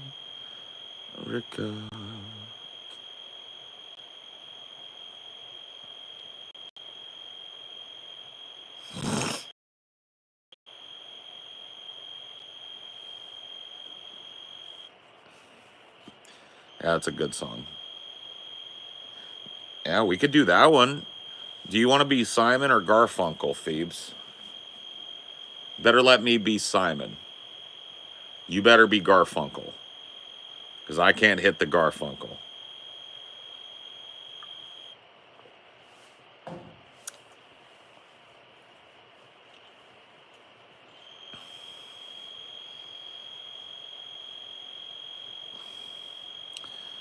Men ever liberate? Oh yeah, dude. Men would lay their coat. Dude, some dudes will still do that shit. I ain't even kidding. I've seen it happen. I saw it happen, man. You know where I saw that shit happen? You won't even fucking believe it. I saw it happen in New York. When I was there with my dad, a dude laid his fucking coat in a goddamn rain puddle so a woman could step over the goddamn puddle.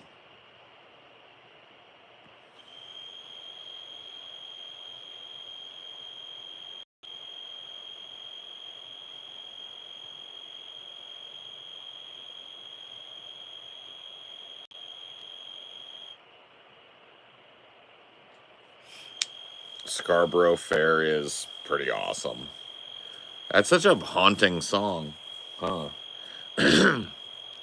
Are you going to Scarborough Fair? Parsley, sage, rosemary, and thyme.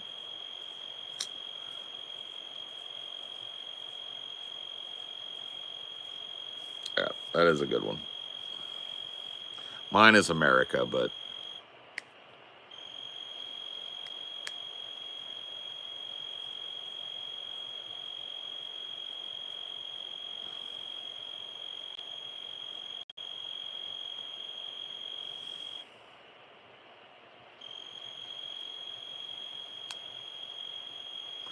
oh, the Boxer's great, yeah.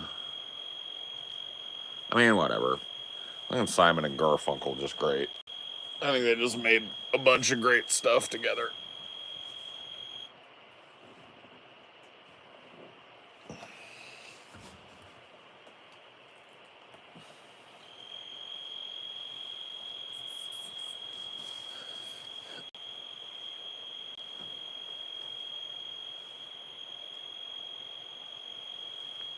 Ugh.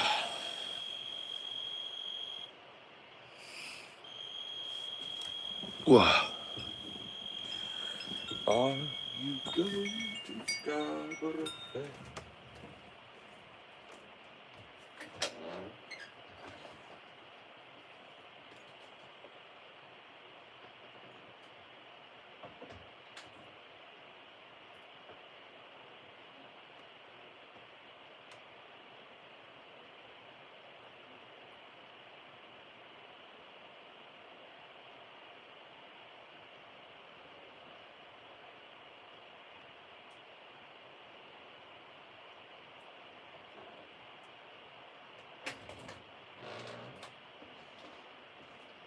Just a little.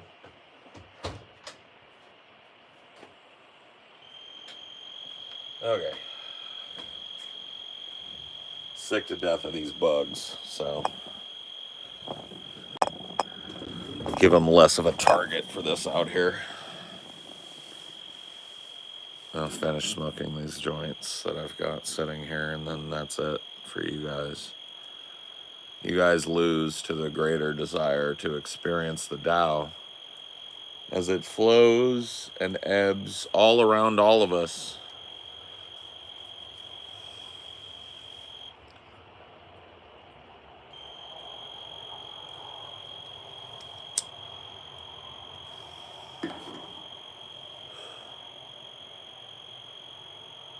You miss the pessimistic bug light streams.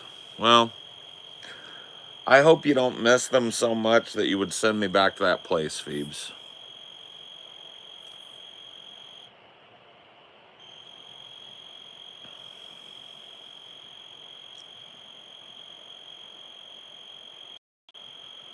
Because that me is dead.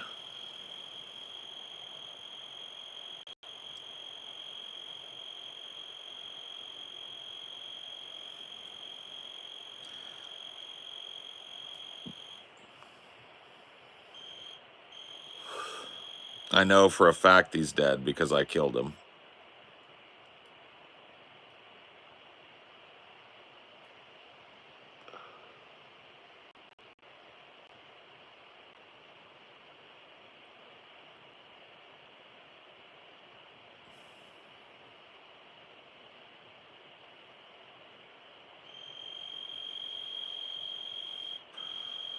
I mean, yeah. I'm not. I mean, I'm not gonna lie to you and tell you that if it was like I was getting swarmed out here incessantly, that I wouldn't throw up a fucking bug zapper. I mean, there's no forgiveness to be asked in the Tao. But yeah, I don't know that I would be as driven by it as I used to be. Because when I used to do those like bug light streams, that death that was happening really kind of drove it, man. The nihilism nail right into my brain, right? Oh yeah. Oh yeah, Phoebes. Amelia was the person that reintroduced me to nature. I had become the type of person that was I think really opening my eyes when I went out in the world, and now I see wonder and beauty everywhere. I have her to thank for that, largely.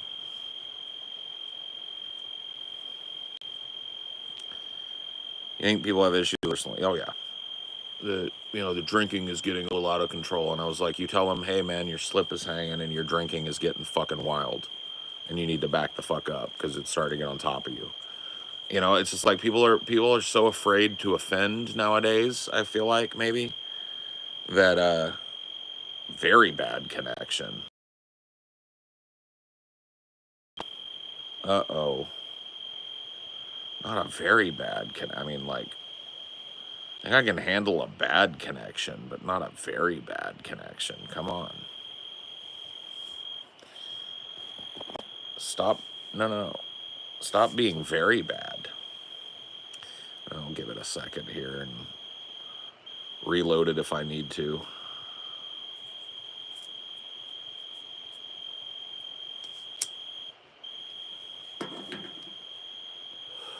Two weeks off booze. I've embarrassed myself one too many times. Hey, good for you, femboy. Glad to hear that. It seems to be working okay on our end. Oh, okay. Well, whatever. It's just... Oh, there it goes. All right. Well, whatever. It's... whatever was wrong. Whatever was wrong is now fixed on my end. So, anyway. Yeah, it's just shitty internet out here. I'm in the middle of nowhere. What do you think America's morally bankrupt method of apportioning health care has to be blamed for the deaths of people like Cobes? Oh, yeah. Well, I mean, like, not just Cobes, but the people that are dying in the streets, dying of fentanyl addiction, dying of those big open sores that happen when people are addicted to fent.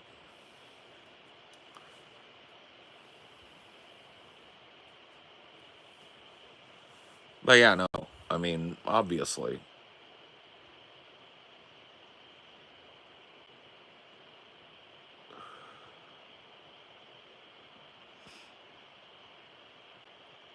I thought British Telecom was bad. Well, I am in the middle of fucking God's green nowhere. Cobes is just a rare example of an internet. It's like Cobes was kind of facilitated in a way that most people can't be. Most people just don't have Tito's show up out of nowhere. Yeah, so is Pimp. Pimp was a youngster, 47. So 2 years older than me, and Cobes fucking blew my mind, 34. 11 years younger than me.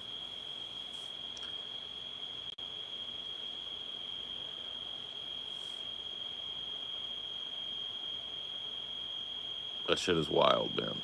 That shit is absolutely unbelievable. Am I seeing fireflies? Maybe. You know what they need? They need like a dark... Dude, maybe they do. Let me see. Did they take away all the cool filters? Let me see. Boop. Lighting on. Oh. Lighting off. The lighting didn't help.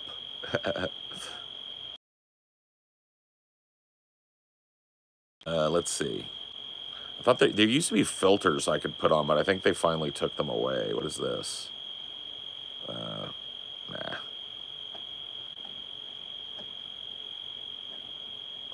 That's green screen. What's this? I can just turn my video off and give you guys the little pulsating blob. I guess that'd probably help my bit rate too, to be honest with you. I mean, it's not like you guys can see shit. My broadband is fine most of the time. There's no broadband here, man. Like, I'm literally in a cabin in the woods on satellite. Let's try that. Chickadee check 1 2 1 2. Mama, I'm coming home. Stream is dying. Chad is crying. Scotty's lying. People dying. Mama, I'm coming home.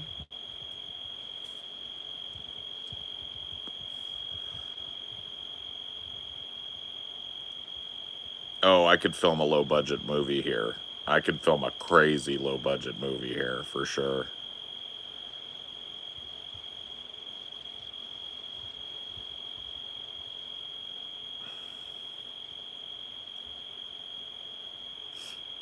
Don't even get cable. Yeah, this has only got cable because it's got satellite, and and through a Fire Stick, you know. So they've got like Amazon Prime out here or whatever. Oh, I could film a horror movie. I could film any kind of movie I wanted out here, as long as its setting is the woods. I could do some crazy shit out here, though. This is a really versatile area and a super versatile piece of property. And if, you know, I almost wouldn't want to use it in that way. Like, I'm filming here, but I'm not using really the house. I'm using the nature. But, you know, I could make a movie that was like that. This area could be a film set, and it would be a quiet, beautiful film set.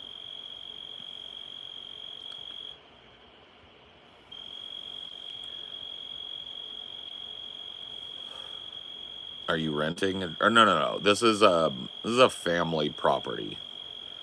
This is yeah, this is a property that is owned by family, and that they allow people in the family to use and stuff. Um, I mean, obviously, most of them aren't shooting things out here, but they're all jazzed to see what I make for sure.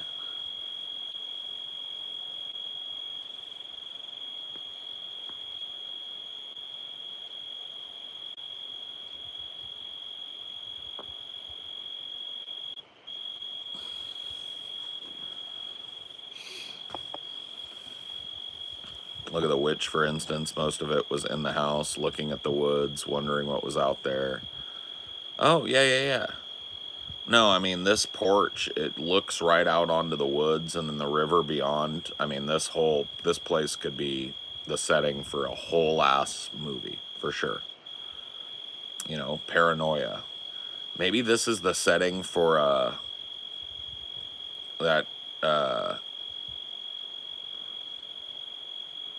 a radio movie that I've had in my head since I was 20. Holy shit, man, that's deep lore.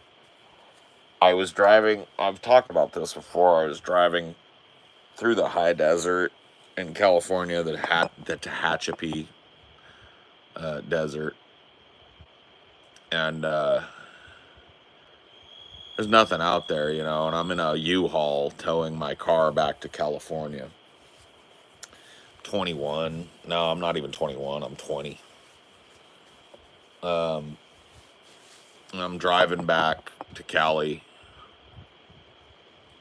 and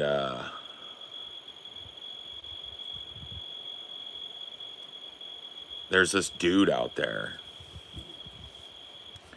running a pirate radio station.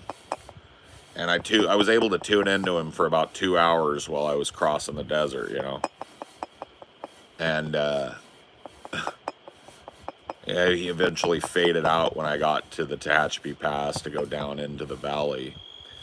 And he's been rent free in my fucking head ever since. And I was just like, man, who is this dude living off the grid out in the fucking... Because he was broadcasting on AM. But he was cussing. Not like, you know, just for the fuck of it. But he was not holding back.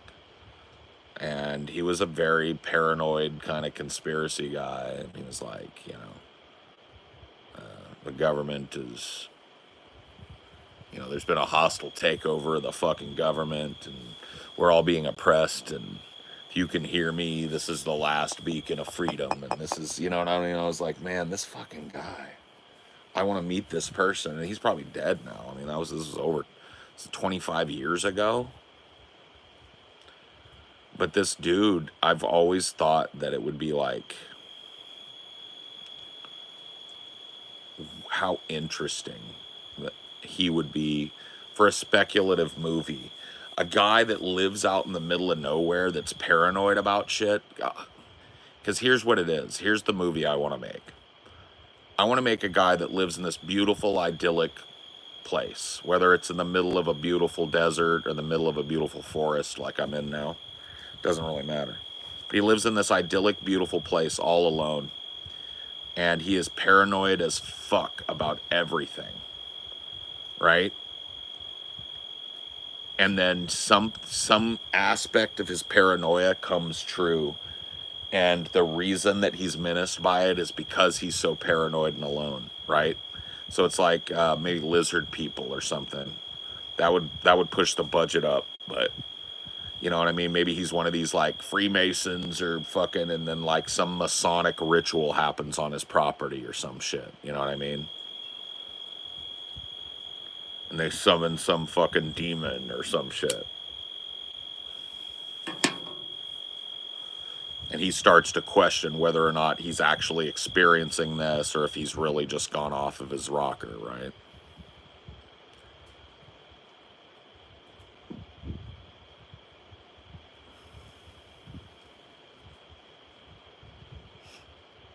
Yeah, no, I mean weird stuff happens out in the woods a lot, man. There's not fucking tons of ghost stories and cryptid stories for no reason out here in the woods, man. The woods can be a scary place depending on what your mentality about them is, right?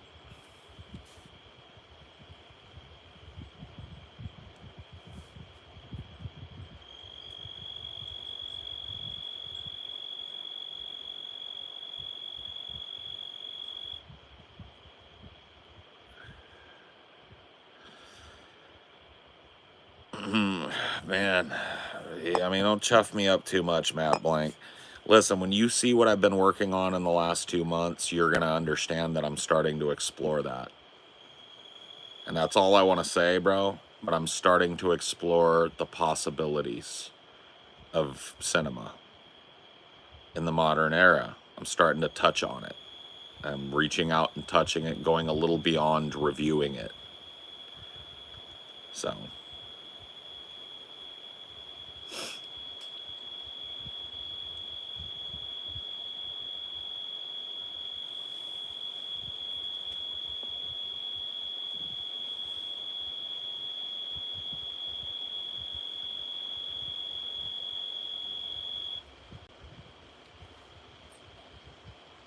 hmm.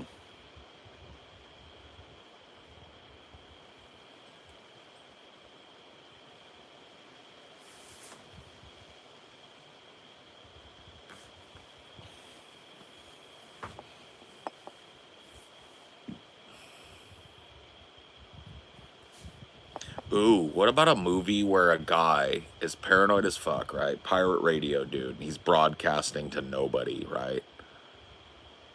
And somebody answers him one night.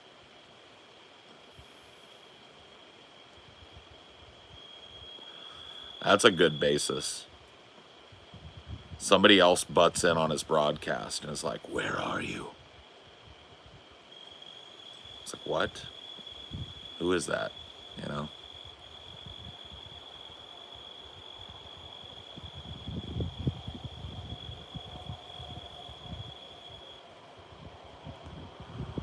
Ooh, I've got ideas, bro. It's him.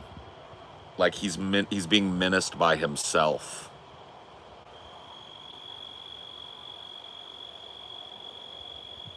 Like as he starts conversing with this person, he comes to the realization that it's him. I don't need to write it down, Peter. I'm writing it down right now.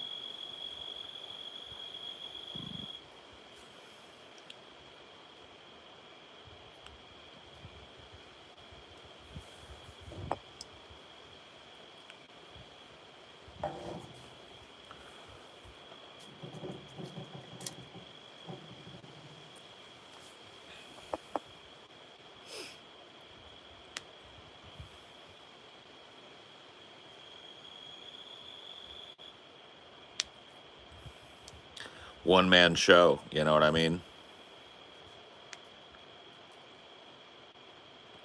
one performer all alone out in the woods, right? No cast beyond one guy. Two roles that meld, right?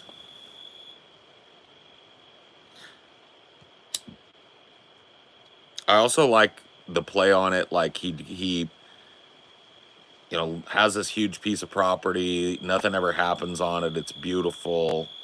Even though he's ranting about how the world's falling apart, it looks like he lives in Eden, right? And then one night he sees something up on the ridge and he goes, hikes up there to check it out. And it's this like Masonic ritual just off of his property on another adjacent piece of property. And he starts seeing it night after night during the summer. And so he starts going and surveilling them. And one night he brings this telescope that's capable of seeing all the way down into the valley where they're doing this ritual.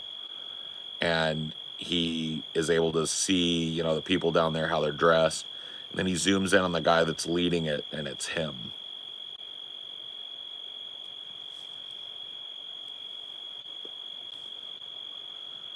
Like he looks through the telescope and he sees himself down there leading this ritual.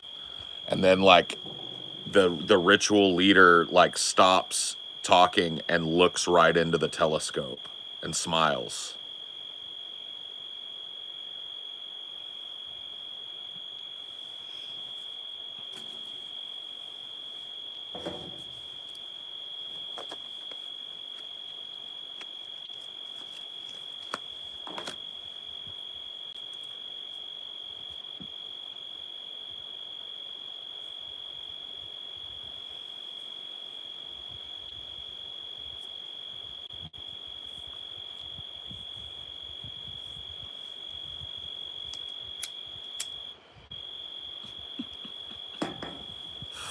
Hey, this is where my brain goes, y'all. You know what I mean? These types of ideas have been, dude, like that one there. This has been in my head for like 20 years, man. 25.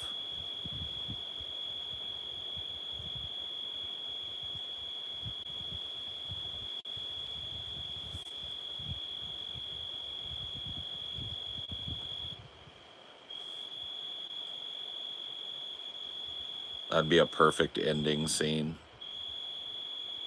He's watching this like cult do weird shit and sacrifice people and animals. Then the ending scene is it's him. Looks right at him. Dun dun dun. Fade to black. I kind of like the idea of him having to deal with it, though. I kind of like that being the peak action in the middle of the film. I kind of like the idea that, you know, he's broadcasting about this insane ritual and he's going to blow the lid off of it, right? And then halfway through it, he's like, I'm going to get the footage tonight, right? And he gets this fucking telescopic lens that he's had forever that was like his granddad's out in the shed, takes it out, hooks it up to his camera, right? And zooms way in on the guy that's leading it and sees that it's him leading it. Now what does he do? Does he still blow the lid off of it? Right?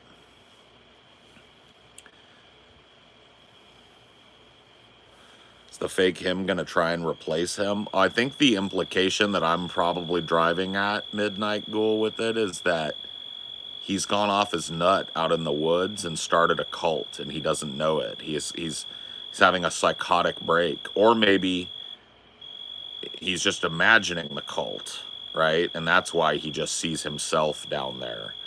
So he's truly started to hallucinate some of the things that he rants about, right?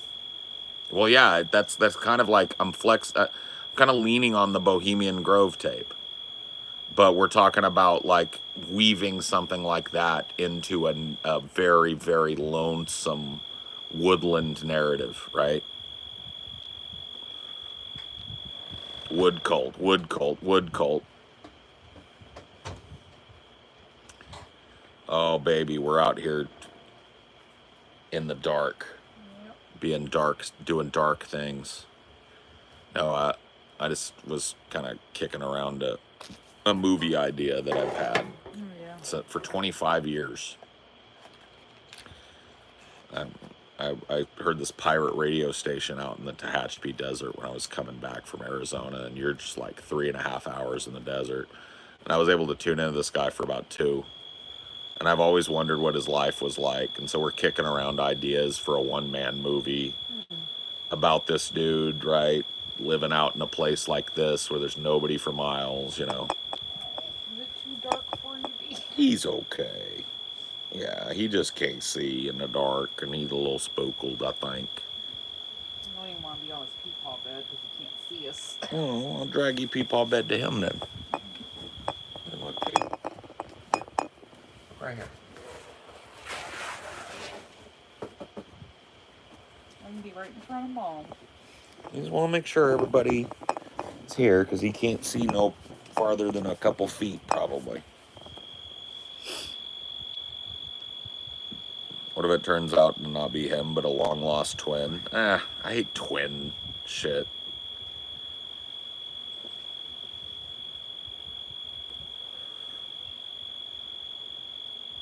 There's an area in my home country called the Forest of Dean. Can't help but think of that regarding your story. It's quite redneck.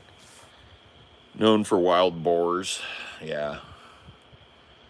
Well, this is kind of, you know, for me, it's like uniquely American, this story. This is an American nut job story. But I really like the idea of a guy that's just a paranoid kind of analog of Alex Jones, living on his own out in the woods in paradise, ranting about all this crazy, evil conspiracy shit going on in the world and how it's ruined, but everything around him is just a standing refutation of it. And then one night he discovers something that he's been ranting about that he never really expected to be real, you know, whatever it ends up being. Aliens, a cult, some woodland beast, some science experiment, maybe all of it. Maybe he starts to be menaced by the very things that he's been ranting about all these years, and he's forced to confront his paranoia and wonders if he's going slowly insane, or if he's birthing it. Right, if he's creating it with his mind, or if it's actually happening and he's been tapped into the truth all this time, right?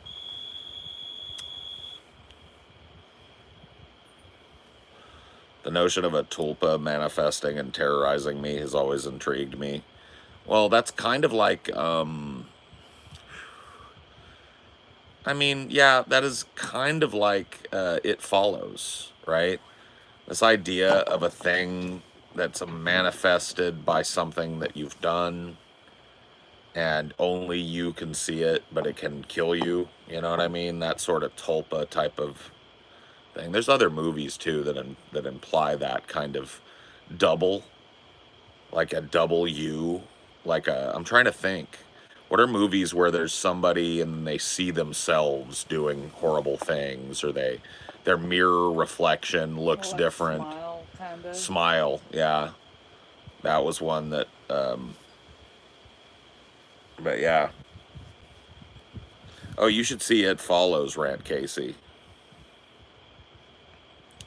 Fight Club is another Tulpa movie, yeah.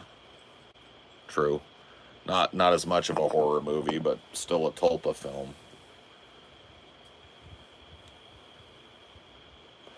Us, yeah. Well, Us is more of like physical clones. A tulpa is like something that came out of your imagination.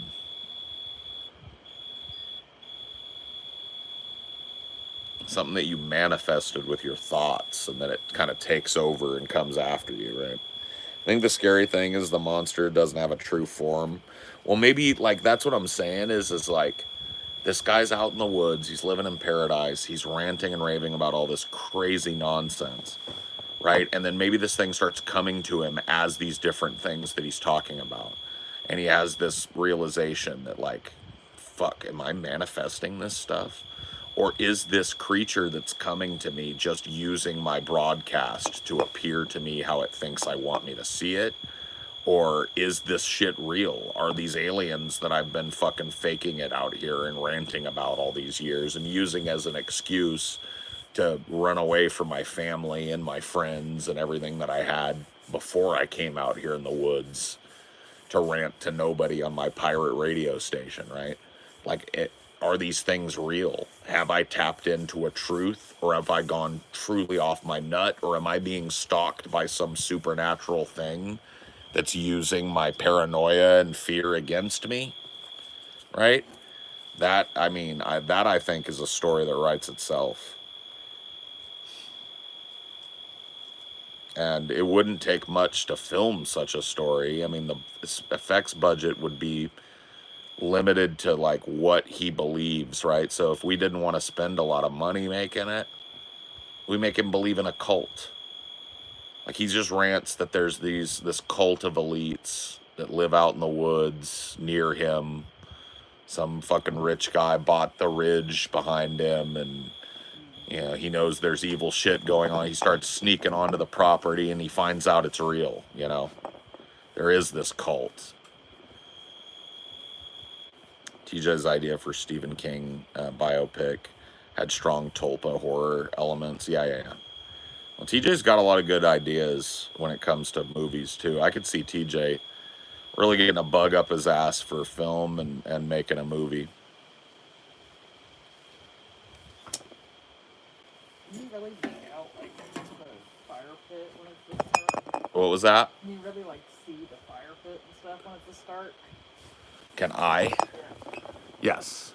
I can just barely get the faint gray of it. I can see the whole structure of it, the circle of it, the darkness inside of it, and the light gray outside. Yeah. Can you see any of the trees beyond it? I can see that there is a tree here and here. Yeah, you can't see the trunk of the third tree there. I can see that it's like, Yeah, you can see up there against the sky, but you can't see the trunk. no. Yeah. Based blue eyes in the dark. Don't worry, we pay for it because the daylight hurts us. Yeah. But I can't see shit out here. No, this is like, it's one of the things that's kind of crazy. It's like evolutionary adaptation. Yeah. I'm such a night owl, right? My type of person, if we were in the Stone Age, I'd be up watching over the camp or whatever while people slept. I'd be, because my eyes would really be an advantage in that, and so would my weird sleep schedule.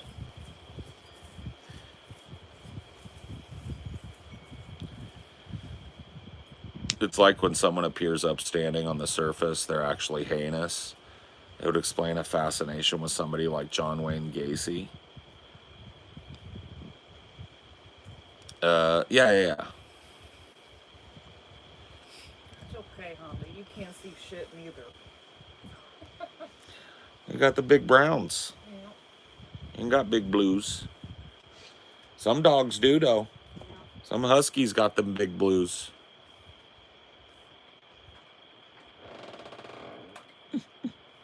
Poor D.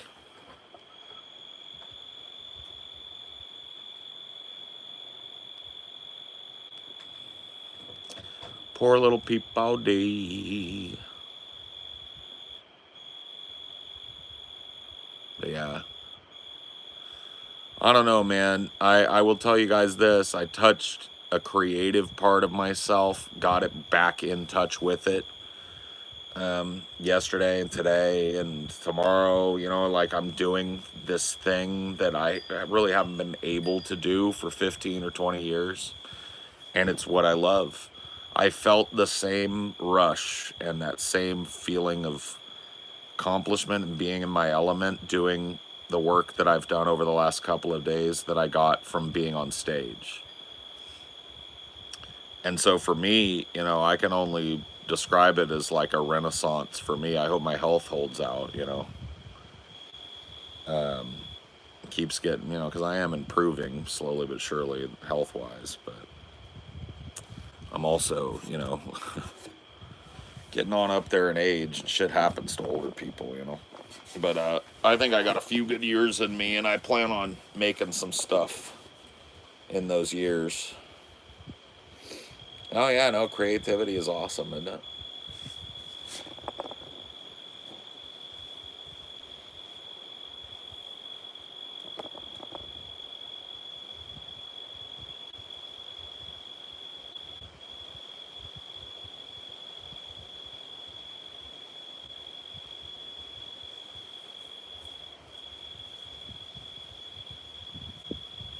I got myself kind of creeped out here. That's so cool, though, that the human mind can do that.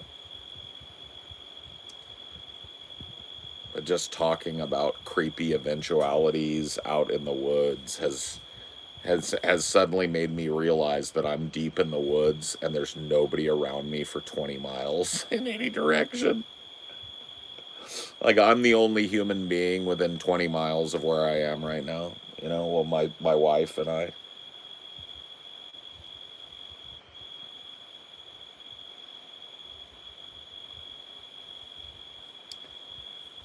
Well, because I would hear a zombie shuffling around out here. Okay, it's woodlands. You know, you definitely seem very different after going into this project. Well, you know, I, I got on medication just about a month ago that I've probably needed my whole life. I think I finally got a diagnosis, mental health wise, that I needed, and it got me on a fucking tear, man. It really did. It put me in this headspace where, like, I feel like my brain works again. I don't know how to put it other than that. Like, I can stop and think for a minute, and I'm not just moment to moment. And that has had a huge impact on my life. And it has really enabled and facilitated what I'm doing out here, you know, making this video. And this is just the first of many, man. I've got plans and I've got hopes and I've got dreams for this channel that extend well beyond anything I've ever done.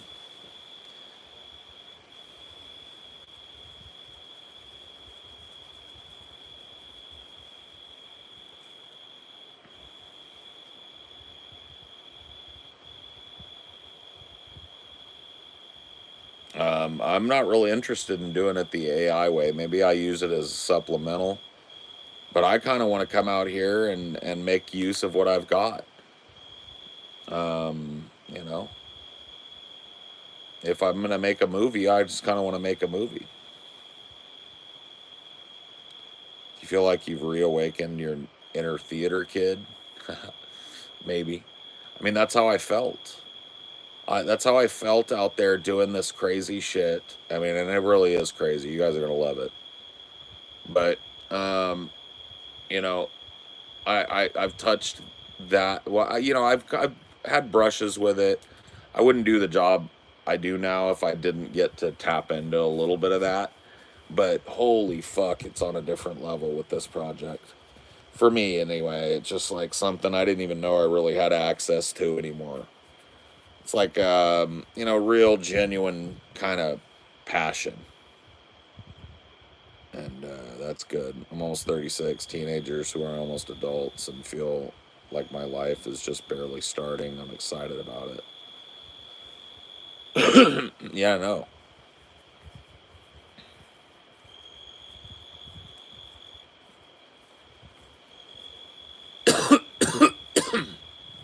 No, that's good, man.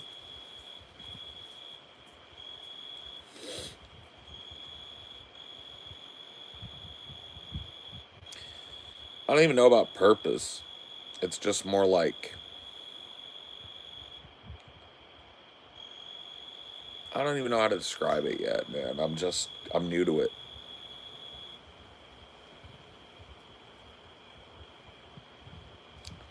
Maybe it's something that can't be described. Maybe it's part of that mystery that I ponder. Maybe it doesn't need description. Maybe to define it is to destroy it. Whatever it is, I'm glad I have it, and I'm glad I'm on whatever path I'm on. I'm walking it blindly, but with intent. I'm heading somewhere, you know.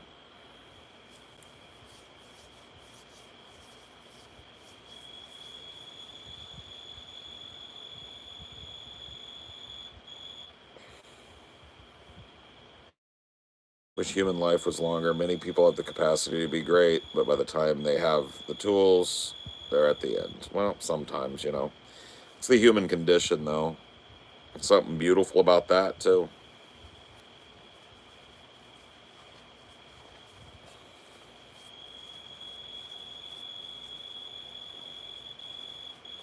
No, I understand a lot more about your tact as a performer too. Oh. Well, I've always been of the mind that if I can't, I won't. You know, when it comes to theater, acting, whatever it is, if I can't, whatever my 100% is, maybe my 100% is dog shit, but if I can't give it, I don't do it.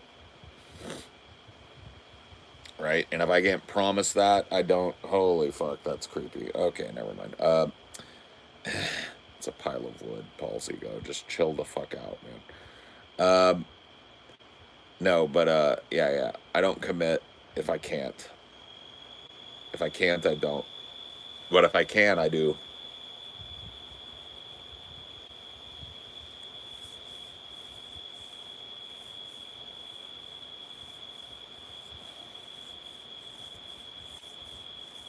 The older you get, the more you understand. The older you get, the faster time goes by. I think that's where the enjoy little things come into play.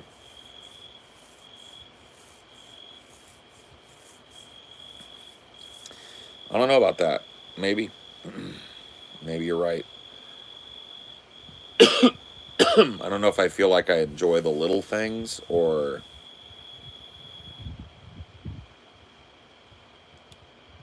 what. I don't know. I honestly don't. But I will tell you this. I'm coming to get you.